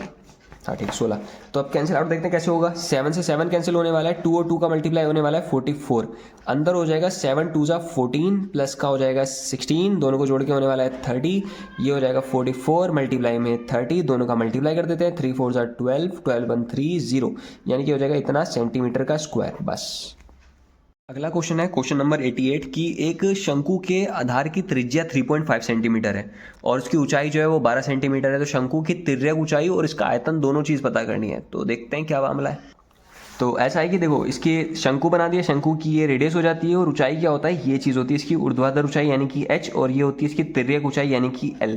यहाँ पे 90 डिग्री बनना है तो 90 डिग्री ट्रायंगल में क्या होता है, जो कर्ण होता है कर्ण का स्क्वायर यानी कि जो l स्क्वायर होता है वो बराबर होता है h स्क्वायर प्लस में r का स्क्वायर। कर्ण स्क्वायर बराबर लंबी स्क्वायर प्लस आधार स्क्वायर। तो l स्क्वायर की जगह l स्क्वायर आ जाएगा, h की जगह पर कितना दे रखा था 12 का स्क्वायर प्लस रेडियस की जगह पर है 3.5 का स्क्वायर। ठीक है, तो 12 का स्क्वायर हो जाएगा 144 और 3.5 का जब स्क्वायर करेंगे तो ये आने वाला है समथिंग 12.25। ठीक है, तो एल स्क्वायर बराबर जब इन दोनों को जोड़ोगे तो हो जाएगा 156.25। तो एल बराबर अंडर रूट ऑफ 156.25। ये वैल्यू याद कर लो क्योंकि ये वैल्यू रिपीट बहुत होगी। ठीक है, यही कॉम्प्लिकेटेड है, बाकी सब तो याद ही होंगे तुम लोगों को। ठीक है, तो इसको कर देना 12.25 का कितना होगा 5। ठीक है, ऐसे करके कर देना तो याद रहेगा। तो 12 और 5 यानी कि 12.5। अगली चीज़ है कि आयतन निकालना है। शंकु के आयतन का फॉर्मूला क्या होता है, पाई आर स्क्वायर एच, और इसका मल्टीप्लाई कर देते हैं 1/3 के साथ में। ठीक है, तो अब कैसे करेंगे देखना। 1/3 का 1/3 रहेगा, पाई की जगह पे लिख देंगे 22/7 मल्टीप्लाई रेडियस कितनी है 3.5, इसका स्क्वायर है यानी कि 3.5 को 2 बार लिखेंगे और एच की जगह पर आ जाएगा 12। देखो पॉइंट को हटाने पे नीचे बनता है 0। 7 1 जा 7, 7 5 जा 5 1 जा 5, 5 2 जा, फिर 2 1 जा 2 और ये 11 जा पे 3 1 जा 3, 3 4 जा पर, यानी क्या बच रहा है ऊपर एक 11 बचा और एक 3.5 बचा और एक 4 बच रहा है। ठीक है, इतनी बातें बची है। अब इन सब का मल्टीप्लाई 4 का 11 से हो जाएगा 44, मल्टीप्लाई में लिखा हुआ है 3.5। पॉइंट को जब हटाएंगे तो नीचे एक 0 बनेगा 5 की टेबल से 2 पे और 5 में जाएगा 7 पे, 2 1 जा 2 और 2 22 पर, यानी कि फाइनल बचेगा 22 मल्टीप्लाई 7, मल्टीप्लाई कर दो 14 और ये हो जाएगा 154 सेंटीमीटर का क्यूब। ठीक, क्योंकि आयतन था ना, क्यूब में लिख देना। इसको चैप्टर का लास्ट क्वेश्चन है कि एक गोला जिसका व्यास 12 सेंटीमीटर है एक लंबवृत्तीय बेलनाकार बर्तन में डाला जाता है। ठीक है, गोला है, एक लंबवृत्तीकार बर्तन में डाल दिया। ठीक, उसके बाद क्या होगा, जो पानी है वो कुछ भरा था उसमें पहले से, यदि गोले में पूरा डूब जाए, गोला जो है उसके अंदर पूरा डूब गया तो पानी की जो सतह है वो 3:5/9 जो है बढ़ जाती है। ठीक है, तो बेलनाकार बर्तन का व्यास पूछा है तो अपने तरीके से समझ लेते हैं, ज़्यादा अच्छा समझ में आएगा। देखो अपना तरीका क्या है कि एक गोला है, गोले का व्यास तुम्हें पता है 12 सेंटीमीटर, तो इसकी त्रिज्या कितनी हो जाएगी 6 सेंटीमीटर। पहली चीज़ तो आंख बंद करके निकालनी है। अगली बात है कि एक बर्तन है, जो बर्तन जो सिलेंडर की शेप का यानी कि बेलन की शेप का, उसमें पानी कुछ पहले से भरा हुआ था। ठीक है, अब जब इस गोले को इसमें डाल दोगे तो कुछ ऐसा डायग्राम बनेगा और जो गोला है वो पूरा का पूरा पानी में डूब गया।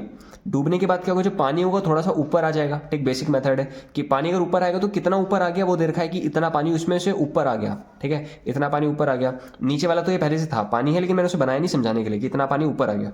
तो अब क्वेश्चन में पूछ रहा है कि जो ये बेलन बर्तन है, इस बर्तन का व्यास क्या होगा, यहाँ से यहाँ तक का व्यास क्या होगा। तो पहले रेडियस निकाल देते हैं, बाद में व्यास आ जाएगा। अब समझना बात क्या है, जो ये नीचे वाला पार्ट था ये पानी तो पहले से था, जो ये पानी एक्स्ट्रा बढ़ा है ऊपर की तरफ वो किसकी वजह से आया, इस गोले की वजह से। तो इस गोले ने वो जगह इसमें ऑक्यूपाई कर ली जो कि जगह से पानी ऊपर बढ़ गया। ठीक है, तो जो गोले का जगह का मतलब क्या है, वो आयतन घेर रहा है ना, तो जो गोले का आयतन होगा वो बराबर होगा इतना पार्ट जो पानी का ऊपर गया उस पार्ट के आयतन के बराबर। ठीक है, गोले का जो आयतन होता है वो कितना होता है 4/3 पाई आर का क्यूब। ठीक है, ये हो गया और ये बराबर हो जाएगा जितना पानी ऊपर गया, ये नीचे ये सिलेंडर जो बना है, ये सिलेंडर टाइप का बना हुआ है, इसके आयतन के बराबर।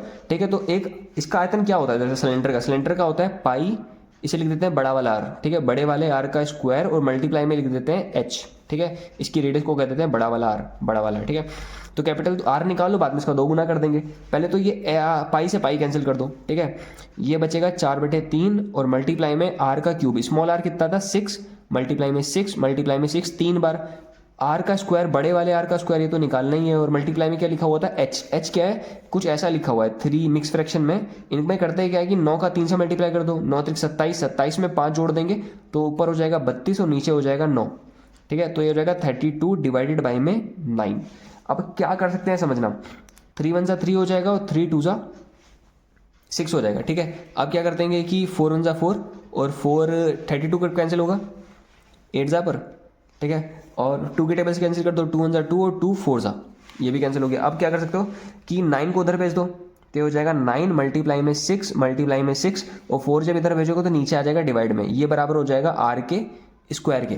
ठीक है, जब स्क्वायर इधर भेजोगे तो बनेगा रूट ऑफ 9 मल्टीप्लाई में 6 मल्टीप्लाई में 6 डिवाइडेड बाय में लिखा है 4, ये हो जाएगा रेडियस के बराबर। तो बहुत ज़्यादा ही आसान है। देखो 9 मतलब रूट क्या होता है 3, 2 6 में से एक 6 बाहर आ गया, और रूट 4 का मतलब क्या होता है 2, 2 वन ज़ा 2 और 2 3 ज़ा 3 और 3 क्या हो जाएगा 9, यानी कि जो रेडियस थी वो थी 9 सेंटीमीटर। अगर रेडियस 9 है तो डायमीटर कितना हो जाएगा, रेडियस का 2 गुना यानी कि 18 सेंटीमीटर। यही क्वेश्चन ने पूछा था। अभी एक लास्ट चैप्टर बचा है, क्वेश्चन नंबर 90 है कि माध्यिका तुम्हें पता है, ठीक है 28.5, उसकी कुल बारंबारता पता है कि 60 है, ठीक है, और एक्स और वाई का तुमसे मान पूछा है। तो क्वेश्चन जो होता है वो ऐसे टेढ़े टेढ़े लिखे होते हैं, तुमको सीधा ऐसे करके लिखना है, वर्टिकली। हॉरिजॉन्टल होता है तो मैं वर्टिकली लिख के दिखाना है, ठीक है। तो वर्ग दे रखा है, एफ आई दे रखा है, एफ आई का मतलब होता है बारंबारता, मतलब कौन सी चीज कितनी बार रिपीट हुई है, 0 से 10 5 बार रिपीट हुई है, ऐसे लिखा है। एक्स और वाई यहाँ पर गायब है। बारंबारताओं का जो कुल योग लिखा है, इसका मीनिंग क्या है, जब इन सबको जोड़ोगे तो जोड़ने का मतलब इसी को कहते हैं सिग्मा एफ आई भी कहते हैं, और इसी को एन से भी दिखाते हैं। एन का मतलब इन सबको जोड़ना है, इन सबको जोड़ के आ रहा होता है 60, ठीक है। अगर तुमसे यहाँ पर 2 वेरिएबल गायब है, एक तो x गायब है और एक y गायब है। अगर 2 वेरिएबल गायब है यानी कि तुम्हें 2 इक्वेशन की जरूरत है इसे सॉल्व करने के लिए, ठीक है। अब 2 इक्वेशन कहाँ से आएंगी समझना। सबसे पहला तो काम कर लेते हैं, अगर माध्यिका पता है तो माध्यिका निकाल लो, ठीक है। माध्यिका का फॉर्मूला क्या होता है, माध्यिका का फॉर्मूला है L1 प्लस n/2 माइनस का CF डिवाइडेड बाई में हो जाता है, डिवाइड बाई में हो जाएगा F, मल्टीप्लाई में इस पूरे के आ जाएगा मल्टीप्लाई में H, ठीक है। अब अगली बात क्या है कि माध्यिका की जगह पर लिख देते हैं 28.5 इक्वल टू द, ये L1 कौन है, ये सब कौन है समझते हैं। देखो L1 का मतलब होता है जो बारंबारताओं में सबसे ज्यादा रिपीट हुआ है, सबसे ज्यादा क्या रिपीट हुआ है 20, तो 20 के जस्ट सामने जो लिखा होता है ये और ये चीज होता है L1 और वो होता है L2। तो L1 कितना आ जाएगा यहाँ से, L1 हो जाएगा 20, तो L1 की जगह पर कर देंगे 20 प्लस एक डिवाइड बना दो पहले तो n/2, n का मतलब है बारंबारताओं का योग, वो कितना निकला था 60 और नीचे लिखा है 2 यानी कि 60 का आधा हो जाएगा 30, माइनस में करना है CF। अब CF के बारे में नहीं पता, इसको थोड़ा सा होल्ड रखना, ठीक है। ब्रैकेट बाद में क्लोज करते हैं, नीचे F का मतलब सबसे ज्यादा जो रिपीट हुआ है बारंबारता में यानी कि ये हो जाएगा F 20, तो F की जगह पर आ गया 20, और ऊपर मल्टीप्लाई में H है, H का मतलब इनमें डिफरेंस कितने का है 10 का। अब ये CF समझते हैं, CF के लिए एक नई सारणी बनानी पड़ती है। CF जिसे कहते हैं संचय बारंबारता, क्यूमुलेटिव फ्रीक्वेंसी। तो करते क्या, देखो जो 5 है 5 सामने लिख दो, फिर टेढ़ा टेढ़ा जोड़ना शुरू कर दो। 5 में x जब जोड़ोगे तो हो जाएगा 5 प्लस x, फिर 5 प्लस x में 20 जोड़ोगे तो हो जाएगा 25 प्लस x, 25 प्लस x में 15 जोड़ दोगे तो हो जाएगा 40 प्लस x, फिर 40 में जब y जोड़ दोगे तो ये हो जाएगा 40 प्लस x प्लस में y, और जब इन्हें जोड़ दोगे तो हो जाएगा 45 प्लस x प्लस का y, ठीक है। तो CF क्या होता है, F के सामने से ऊपर वाले जो गिनती होती है ये चीज, इसका नाम होता है CF, ठीक है। तो अब ये काम करते हैं, देखो माइनस है, माइनस के बाद लिखना है CF। अब CF क्या है, वो दो चीज है 5 प्लस x, तो क्या करेंगे कि एक बार माइनस जो है वो 5 के पास चला जाएगा, एक बार x के साथ चला जाएगा, तो प्लस वाला x जो है वो माइनस का हो गया। मल्टीप्लाई में ब्रैकेट के बाहर क्या लिखना था 10। अब काट पीट के देखते हैं, देखो एक 0 से एक 0 कैंसिल पहले, तो ये 2 से 20 कैंसिल नहीं करेंगे क्योंकि बीच में क्या आ रहा है प्लस, तो इस 20 को जब उधर भेजोगे तो ये हो जाएगा 28 माइनस का 5 और माइनस का आ जाएगा 20 इक्वल टू द 30 में से 5 जाएंगे तो वो बचने वाला है 25 माइनस का x, और इस पूरे के डिवाइड में लिखा हुआ था 2। 28 में से जब 20 जाने वाले हैं तो यहाँ पर फाइनल बचेगा 8.5, ठीक है। अब क्रॉस मल्टीप्लाई करवा दो, तो 2 का जब 8.5 से मल्टीप्लाई हुआ तो हो जाएगा 16 का 2 गुना, मतलब 8 का 2 16 और 0.17, तो ये होने वाला है 25 माइनस का x बराबर में दे रखा है 17। इस x को उधर भेज दो, 17 को इधर भेज दो, तो ये हो जाएगा 25 माइनस का 17 बराबर में x। तो 25 में से जब 17 जाएंगे तो 3 और 8 बच रहा होगा, तो x बराबर आ गया 8, ठीक है। अब एक चीज तो आ गई, अब अगली चीज कहां से आएगी, अगली चीज निकालने के लिए इस्तेमाल करना पड़ेगा इसका कि बारंबारताओं का योग। बारंबारता मतलब जब इन सबको जोड़ोगे, इन सबको जोड़ के यही चीज आती है, तो मतलब ये और ये हमेशा आपस में इक्वल हो रहे होते हैं, ठीक है। CF का लास्ट वाली गिनती और ये जो होता है हमेशा इक्वल होता है, यानी कि जो ये लिखा है 45 प्लस का x प्लस का y इक्वल टू द हो जाता है 60, ठीक है। 45 उधर भेज दो तो ये हो जाएगा x प्लस वाई बराबर में 60 माइनस 45 यानी कि 15, ठीक है। और x अभी ताजा ताजा निकला है 8 प्लस वाई बराबर में 15, यहाँ से y इक्वल टू हो जाएगा 15 माइनस का 8, 15 में से 8 जाएंगे बचेगा 7, तो y आ जाएगा 7 और x आ जाएगा 8। क्वेश्चन नंबर 91 में क्या है कि तुम्हें माध्य पता है और x की वैल्यू पूछी है, ठीक है।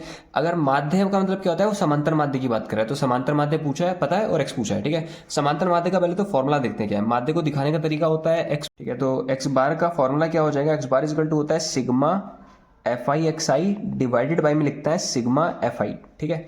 Sigma F I x I divide में सिग्मा एफ आई। तो अब देखो बात क्या है, एफ आई का मतलब पता है, ये चीज होती है। जब इन सबको जोड़ोगे तो जोड़ने का मतलब हो जाएगा सिग्मा, और किसको जोड़ रहे हो, एफ आई का मतलब हो जाएगा सिग्मा एफ आई। तो इनको जोड़ेंगे कैसे, समझ लो। 6 और 6 हो जाएगा 12, 12 में 5 जोड़ दोगे हो जाएगा 17, 17 में 10 जोड़ दोगे हो जाएगा 27। तो ये चीज होने वाले है 27 प्लस में एफ, क्योंकि एफ को तो जोड़ ही नहीं सकते। तो ऐसा है कि नीचे तो आ गया 27 प्लस में एफ, ठीक है। ऊपर क्या है, ऊपर निकालना पड़ेगा पहले एक्स आई। एक्स आई का मतलब क्या होता है, इन दोनों का आधा, 0 और 5 का आधा कितना हो जाएगा, 10 का आधा 5, इन दोनों का आधा हो जाएगा 15, इसका हाफ में आएगा 25, इन दोनों के बीच में आएगा 35 और इन दोनों के बीच में आएगा 45, ठीक है। अगला काम क्या है, अगला काम है कि एफ आई और एक्स आई की मल्टीप्लाई करनी है। तो एक और चार्ट बनेगा एफ आई और एक्स आई का मल्टीप्लाई करके। 6 का इससे मल्टीप्लाई होने वाला है 30, इन दोनों का मल्टीप्लाई हो जाएगा 15f, 25 का 6 से हो जाएगा 150, और 35 का 10 से हो जाएगा 350, और 45 का 5 के साथ में क्या होने वाला है, 5 5 जा 25 और 5 जा 20 और 22, तो 225 ऐसा, ठीक है। अब जब इन सबको जोड़ोगे तो जोड़ने का मतलब हो जाएगा सिग्मा, और इसका नाम क्या है, एफ आई एक्स आई, ठीक है। अब जोड़ते कैसे, समझ लो कि 350 और इसे जोड़ोगे तो ये 500 हो गया, ठीक है। 500 में ये 200 जोड़ दोगे हो जाएगा 725, 725 में 30 जोड़ दो तो हो जाएगा 755, ठीक है। तो 755 और प्लस में लिखा था 15f, तो ये चीज़ ऊपर आ जाएगी 755 प्लस में आ जाएगा 15f, ठीक है। एक्स बार कितना था, 25 दे रखा है, तो एक्स बार की जगह पर कर दो 25, बराबर में लिखा है 755 प्लस में 15f डिवाइडेड बाई में लिखा है 27 प्लस में f। अब क्रॉस मल्टीप्लाई कराते हैं, ये पूरी चीज़ है दोनों का जब 25 से मल्टीप्लाई करना पड़ेगा, तो 25 का एक बार 27 के साथ में होने वाला है और एक बार 25 का जो है क्या नाम है f के साथ में हो जाएगा। तो 27 और 25 का मल्टीप्लाई रफ में कर लेते हैं ऐसे करके। तो 5 7 35, 5 दूनी 10, और ये हो जाएगा 35, और ये 14, 4 और 5, 5 7 और 6, 675 बराबर में लिखा है 755 और प्लस में 15f। अच्छा एक और चीज़, f का भी तो करवाना है 25 के साथ में, तो हो जाएगा 25f। f वाली गिनती एक तरफ लिया हो, तो 15f को जब इधर लेकर आओगे तो 25f पहले से था, माइनस हो जाएगा 15f, और 755 वहाँ पहले से था, 675 जब उधर भेजोगे तो हो जाएगा माइनस का 675, ठीक है। अब इनको माइनस कर लो, 15 में से जब ये जाएगा तो बचेगा 10f इक्वल टू द 7755 में से माइनस करना है 675, तो ये हो जाएगा 0, और 15 में से जाएगा बचेगा 8, यानी कि 80 आ रहा है, और 0 से 0 कैंसिल, और f इक्वल टू हो जाएगा 8। तो नेक्स्ट क्वेश्चन दे रखा है कि समांतर माध्य 25 है और x का मान पता करना है। वर्ग दे रखा है, एफ आई दे रखा है, मतलब बारंबारता होता है। तो अब समांतर माध्य दिया है तो समांतर माध्य का फॉर्मूला लगेगा। समांतर माध्य के फॉर्मूले में एक्स आई निकालना पड़ता है, तो पहले से निकाल लेते हैं, ठीक है।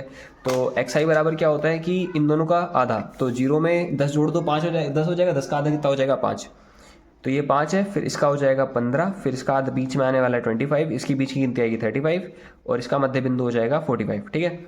अगली चीज़ क्या करते हैं, एफ आई और एक्स आई का मल्टीप्लाई, एफ आई एक्स आई का मल्टीप्लाई। तो 5 का 3 से हो जाएगा 15, 15 का x से हो जाएगा 15x, 25 का 6 से होने वाला है 150, और इसका हो जाएगा 350, और इनका हो जाएगा, ये शायद क्वेश्चन बिल्कुल एज इट इज़ पिछले वाले की तरह ही है, ठीक है, बिल्कुल सेम ही है, बस थोड़ी बहुत गिनतियाँ चेंज कर दी। तो 5 हो जाएगा 25, और 5 को 20, और ये हो जाएगा 22, 225, ठीक है। अगला काम क्या और होता है कि उसमें निकालते हैं एक्स बार। एक्स बार का फॉर्मूला क्या होगा, sigma F I x I divided by में हो जाएगा सिग्मा एफ आई, ठीक है। तो एक्स बार तो क्वेश्चन में गिवन है, एक्स बार की जगह पर आ जाएगा 25, बराबर में लिखा है सिग्मा एफ आई एक्स आई, यानी कि इन सबको जोड़ना है, ठीक है। ये दोनों दोबारा कितने हो रहे हैं, 500, 500 में जोड़ दोगे 225, तो हो जाएगा 725, 725 में वो 15 जोड़ दो हो जाएगा 740, तो ऊपर आने वाला है 740 प्लस का 15x, डिवाइडेड बाय में क्या करना है कि इन सबको जोड़ देना है, इन सबको मतलब सिग्मा एफ आई को जोड़ना है, ठीक है। तो 3 और ये दोनों हो जाएंगे 9, 9 में जब 5 जोड़ दोगे तो हो जाएगा 14, 14 में 10 जोड़ दोगे हो जाएगा 24, तो ये होने वाला है 24, और प्लस में लिखा हुआ है x। अगेन इसके नीचे 1 लिखा है, क्रॉस मल्टीप्लाई करा दोगे तो 25 और 24 का मल्टीप्लाई हो जाएगा, साइड में कर लेते हैं। तो 5 चक्कू 20 होने वाला है, 8 और 9 10 हो जाएगा, ये हो जाएगा 10, और 4 और 5 यानी कि 0 0 6 600 होने वाला है। तो ये हो जाएगा 600 प्लस में 25 का x में हो जाएगा 25x, बराबर में लिखा है 740, प्लस में लिखा हुआ है 15x। x वाली गिनती एक तरफ कर लो, ये और ये एक साथ में आ जाएगा, तो ये हो जाएगा 25x माइनस का 15x बराबर में हो जाएगा 740 माइनस का 600। ठीक है, इन दोनों को माइनस करके आने वाला है 10x और इन दोनों को माइनस करके आने वाला है 140। ठीक है, तो 0 से 0 कैंसिल हो जाएगा और x बराबर हो जाएगा 14। बिल्कुल same as it is question था। क्वेश्चन नंबर 93 में क्या है कि 27, 23, x-4, x-5, 15, 3 और 7 इन सब का समांतर माध्य 15 है, पता है। ठीक है, और ये x और x तुम्हें पूछा है। ठीक है, अगर ऐसे टाइप का क्वेश्चन दे रखा हो, समांतर माध्य पूछे, तब क्या करते हैं, तब फॉर्मूला लगता है पदों का योग बटे में पदों की संख्या। अगर वर्ग दे रखा है तब क्या करते हैं, सिग्मा एफ आई एक्स आई वाला क्वेश्चन, जैसे अभी मैंने पहले किया था। ठीक है, तो x बार की जगह पर लिख देंगे 15, बराबर में लिखना है पदों का योग। पद मतलब क्या है, टर्म, इन सबको जोड़ना है। तो ऊपर हो जाएगा 27, प्लस में हो जाएगा 23, फिर प्लस में लिख देंगे x-4, x-4 एक पूरी गिनती है, प्लस में हो जाएगा x+4, ये भी एक अलग गिनती है, प्लस में लिखा है 15, प्लस में 3 और प्लस में 7, इन सबको जोड़ देंगे और डिवाइडेड बाय में क्या आ जाएगा, नीचे पदों की संख्या। तो ये एक टर्म है 1, 2 और ये पूरा एक गिनती है। ठीक है, 3, 4, 5, 6 और 7, नीचे आ जाएगा 7। अब क्रॉस मल्टीप्लाई समझ लो, 7 का 15 से मल्टीप्लाई होने वाला है 105, बराबर में ऊपर समझना क्या है, इन दोनों को जोड़ के हो रहा है 50। ठीक है, ये x और x कैंसिल हो गए, 15 और ये 7, ये 10 हो गए, 10 और ये हो जाएगा 25, 25 और 50 कितना हो जाएगा 75, प्लस में x और x कितना हो जाएगा 2x। ठीक है, 75 को उधर भेज दो, तो 105 माइनस का 75 बराबर में कितना था 2x, दोनों को माइनस करके बनना है ऊपर 30, अगर 2 से कैंसिल कर दोगे तो यहाँ से x बराबर कितना आ जाएगा 15। ठीक है, तो x की वैल्यू पूछी थी बस।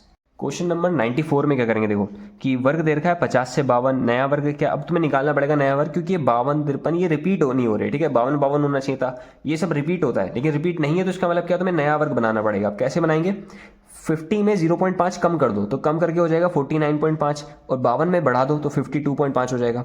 सेम 53 वाले में अगर 0.5 कम करेंगे तो हो जाएगा 52.5, और अगले वाले में बढ़ा दो तो हो जाएगा 55.5। अगेन इसमें कम कर दो 55.5, अगले वाले में 0.5 बढ़ा दो, इस वाले में कम कर दो, अगले वाले में बढ़ा दो, इस वाले में कम कर दो, अगले वाले में बढ़ा दो। ठीक है, अब ये चीज़ देखो हमेशा रिपीट हो रही है। ठीक है, एफ आई दे रखा था, क्वेश्चन में तुमसे पूछा है समांतर माध्य। समांतर माध्य के लिए एक काम तो करना ही है, तुम्हें एक्स आई तो निकालना ही है। एक्स आई का मतलब क्या होगा, इन दोनों की बीच की गिनती है। बीच की गिनती कैसे आती है, पहले दोनों को जोड़ दो और जोड़ के फिर आधा कर दो। ठीक है, तो 49 ये है और 0.5 जोड़ के कितना हो जाएगा 1, तो 49 में 1 जब जोड़ दोगे तो कितना हो जाएगा 50, और 50 और ये 52 कितना हो जाएगा 102। 102 को जब आधा करोगे तो 102 का आधा हो जाएगा 51। ठीक है, तो इसमें तो आने वाला है 51। अब ये काम बार बार ना करो, इसके लिए एक तरीका समझ लो क्या करना है कि 14, ये जो गिनती है पहली वाली गिनती 49.5, इससे 51 कितना ज़्यादा है, ये 1.5 ज़्यादा है। ठीक है, पहले तो 0.5 जोड़ के 50 हो जाएगा, फिर एक और जोड़ दो, सेम यही काम कर देते हैं बार बार। तो 52.5 में भी क्या करेंगे, पहले तो 0.5 जोड़ दो तो ये हो जाएगा 53, 53 में एक और जोड़ दो, कितना हो जाएगा 54। सेम इसमें आधा जोड़ दो 56, 56 में एक और जोड़ दो 57। ठीक है, इसमें एक और जोड़ दो 59, 59 में एक और जोड़ दो तो ये हो जाएगा 60। ये 62, 62 में को जोड़ दो कितना हो जाएगा 63। ठीक है, तो अब ऐसे आ गया। अब अगला काम क्या करना है, अगला काम करना है तुम्हें सिग्मा एफ आई एक्स आई, यानी कि इन दोनों का पहले सिग्मा नहीं, पहले तो मल्टीप्लाई एफ आई एक्स आई, इन दोनों का मल्टीप्लाई कराना है। सामने लिखेंगे इन दोनों का मल्टीप्लाई सामने, इन दोनों का मल्टीप्लाई सामने। अब ये मल्टीप्लाई वाला काम पीछे रफ में घिसना पड़ेगा, और इन सबको जब जोड़ेंगे तो जोड़ने का मतलब क्या हो जाएगा सिग्मा एफ आई। ठीक है, और जब इन सबको जोड़ोगे तो उसका नाम हो जाएगा सिग्मा एफ आई एक्स आई। इसे मैं कैलकुलेटर से कैलकुलेट करके आपको बताता हूँ, लेकिन आप लोगों को खुद करना है। इनका मल्टीप्लाई करके देखो क्या आने वाला है, इन दोनों का मल्टीप्लाई ये हो जाएगा, इन दोनों का ये, समझो इन सब का मल्टीप्लाई करके ये आंसर, इनका मल्टीप्लाई करके सबका मल्टीप्लाई करके आंसर मैं सामने कैलकुलेट से कर दिया। फिर इन सबको जब जोड़ोगे तो उसका नाम हो जाएगा सिग्मा एफ आई एक्स आई, वो इतना आ गया। और जब इन सबको जोड़ोगे तो हो जाएगा 400। ठीक, तो फॉर्मूला क्या था, फॉर्मूला था एक्स बार का ये। ठीक, तो वैल्यूज इसमें पुट कर देते हैं, इसकी वैल्यू ये थी, इसकी वैल्यू ये थी, दोनों को पहले 4 से डिवाइड करके पीछे से 2 के बाद पॉइंट लगा देना। ठीक है, तो आंसर इतना होने वाला है। अगला क्वेश्चन है क्वेश्चन नंबर 95। 95 में क्या कर रहा है कि वर्ग जो है वो 5 से कम, 10 से कम, समझ रहे हो, बदतमीजी कर रखी है। तुम्हें क्या करना है, नया वर्ग निकालना पड़ेगा। अब 5 से कम का मीनिंग क्या है, देखो जैसे हम लोग लिखते हैं ऐसे लिखा होता है 0 से 10, फिर लिखा होता है 10 से 20। तो इसका मीनिंग क्या होता है कि 0 से अधिक और 10 से कम, 10 से अधिक 20 से कम, यानी कि ये जो लिखा है ये 10 से कम, 20 से कम, ये जो लिखा पड़ा है ना 5 से कम, यानी कि जो 5 होगा वो किधर लिखा होगा, पक्का वो इधर लिखा होगा, तभी तो लिखा होगा 5 से कम और किसी से तो ज़्यादा है। ठीक है, ये भी क्या है 10 से कम है और किसी से तो ज़्यादा है। ठीक है, सेम यहाँ से 15 से कम, ये हो जाएगा 20 से कम, 25 से कम है, ये 30 से कम है, और ये वाली चीज़ 35 से, और ये वाली चीज़ 40 से, ठीक है। अब इधर वाली चीज़ें नहीं पता तो क्या करोगे, तुम्हें पता नहीं रिपीट होता है, तो ये 5 है तो यहाँ पर भी तो 5 ही होगा, ये 10 हो जाएगा, और ये 15 हो जाएगा, और ये 20 होने वाला है, और ये 25 हो जाएगा, और ये जनाब हो जाएगा 30, और ये हो जाएगा 35। तो दिख रहा है सब में कॉमन डिफरेंस कितना है, 5 का। तो पक्का यहाँ पर क्या होना चाहिए था, यहाँ पर 0 होना चाहिए था, तो 0 से अधिक 5 से कम, ऐसे करके हम नया वर्ग बना लिया। अब क्वेश्चन में पूछा है क्या, समांतर माध्य पूछा है। समांतर माध्य के लिए पहला काम क्या है कि इन सबको जोड़ दो। इन सबको जोड़ने का मतलब क्या हो जाएगा, सिग्मा एफ आई। और अगली चीज़ क्या करते हैं, यहाँ पर पहले तो एक्स आई निकाल लेते हैं। एक्स आई का मतलब होता है इन दोनों के बीच का पॉइंट। 0 और 5 का बीच का पॉइंट क्या आता है, 2.5, ढाई, ठीक है। अब 5 और 10 की देखो, 0 से ढाई कितना है कि 2.5 जोड़ दिया तुमने, तो 5 में जब 2.5 जोड़ोगे हो जाएगा 7.5, ये हो जाएगा 12.5, ये 17.5, और ये 22.5, और सेम अगेन ये हो जाएगा 27.5, और ये 32.5, और ये हो जाएगा 37.5, ठीक है।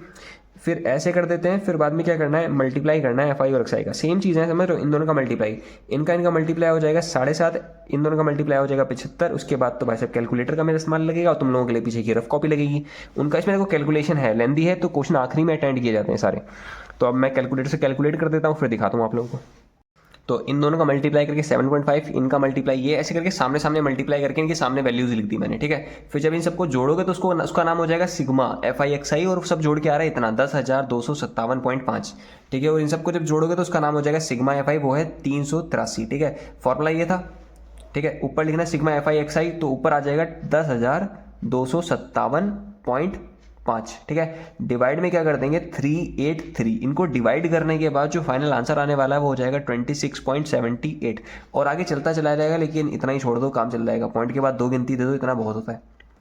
तो ये हो जाएगा आपका आंसर। तो अगला क्वेश्चन में माध्यक पूछ रहा है, 96 नंबर क्वेश्चन है। वर्ग दे रखा है, वर्ग ठीक है, इसमें कोई दिक्कत नहीं है। एफ आई भी पता है, तुमसे माध्यक पूछा है, तो पहले तो माध्यक का फॉर्मूला लिख लो, फिर समझ में आ जाएगा कि किस चीज़ की जरूरत है। माध्यक का फॉर्मूला क्या होता है, L1 प्लस, यहाँ लिखते हैं n/2 माइनस का CF डिवाइडेड बाई में आता है F, और पूरे के ऊपर मल्टीप्लाई में लिखा होता है H, ठीक है। तो देखो निकालना क्या, पहले तो F देख लेते हैं। एफ आई में सबसे बड़ी गिनती क्या आ रही है 20, तो ये F हो जाएगा। F के सामने वाली गिनती ये होती है L1 L2, ठीक है। इनका डिफरेंस कितना होता है, वो होता है H, और CF निकालना पड़ेगा अलग से।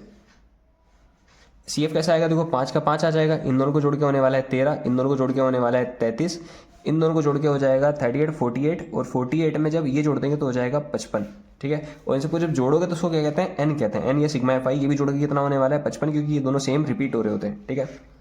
अब और क्या क्या चाहिए, देखो CF का मतलब होगा F के सामने से ऊपर वाला, यानी कि ये 13 CF हो जाएगा। तो देखो CF हो जाएगा 13, और देखो सारी चीज़ें निकाल, देखो L1 कितना निकला, L1 निकल गया 20, ठीक है। N की जगह पर आ जाएगा 55, और CF की जगह पर आ जाएगा 13, F की जगह पर आएगा 20, और H की जगह पर आ जाएगा, इनके बीच में डिफरेंस कितने का है 10 का। इन सारी वैल्यूज़ को लाके यहाँ पर रख देते हैं। तो माध्यिका बराबर L1 की जगह पर 20, प्लस में एक डिवाइड बना पड़ा है नीचे, और लिखा है n/2, n की जगह पर है 55 बाई में 2, और माइनस CF कितना निकला था अभी 13। इस पूरे पे ऐसे ब्रैकेट बना दो।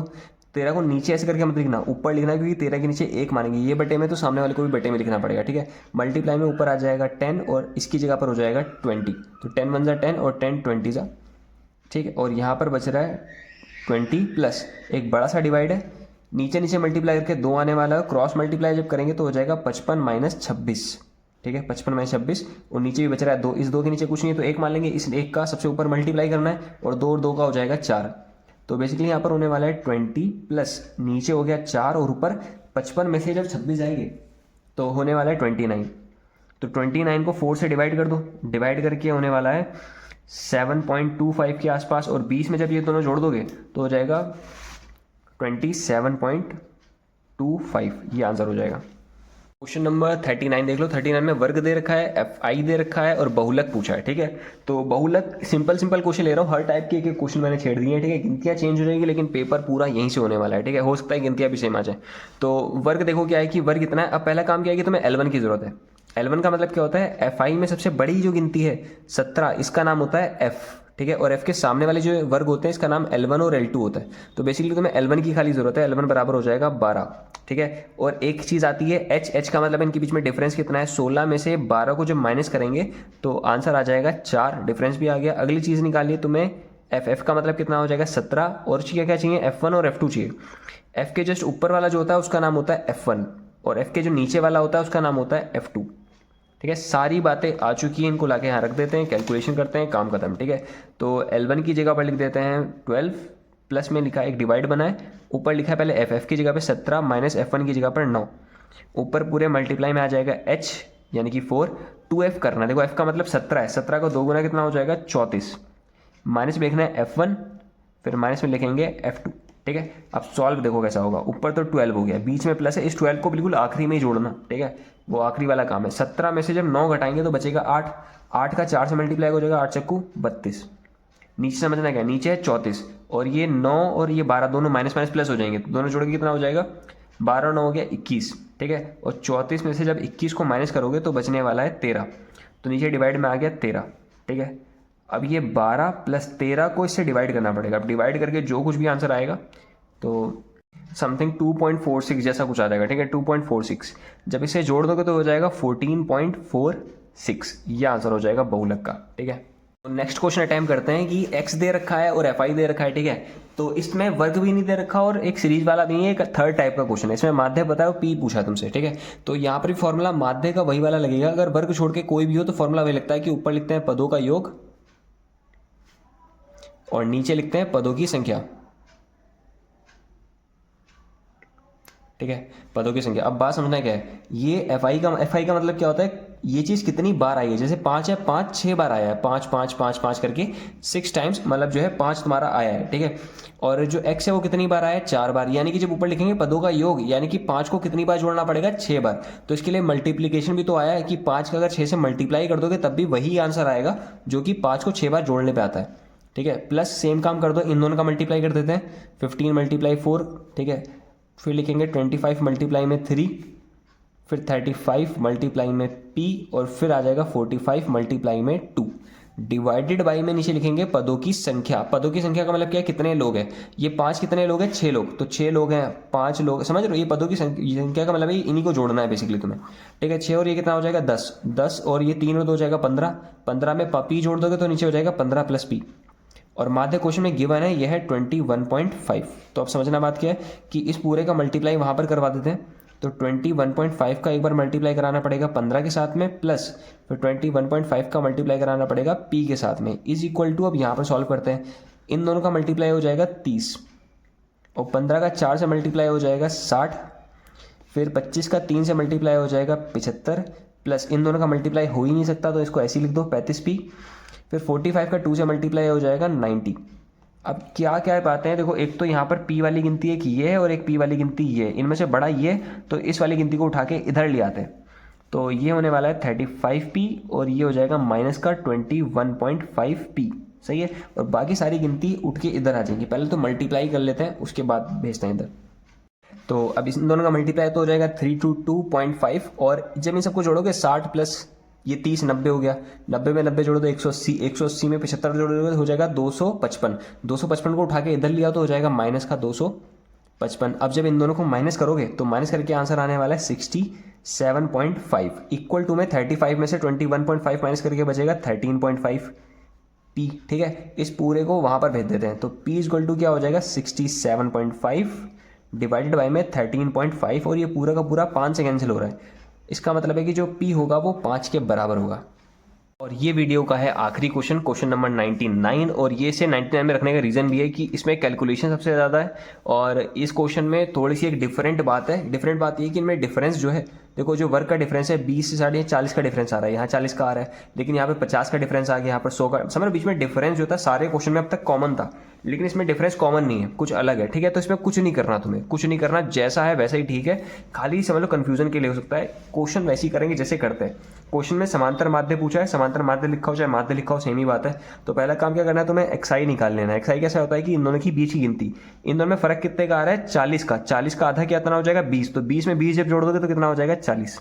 ठीक है, तो 60 और इसे जोड़ दोगे 180, 180 का आधा कितना हो जाएगा, 160 का आधा हो जाएगा 80। ठीक है, इन दोनों को जोड़ के हो जाएगा 250, 250 का आधा हो जाएगा 125, इन दोनों को जोड़कर हो रहा है 400, 400 का आधा हो जाएगा 200, ये हो जाएगा 600, 600 का आधा हो जाएगा 300। समझ रहे हो, दोनों को जोड़ना है फिर आधा कर देना है, तो ये हो जाएगा 400।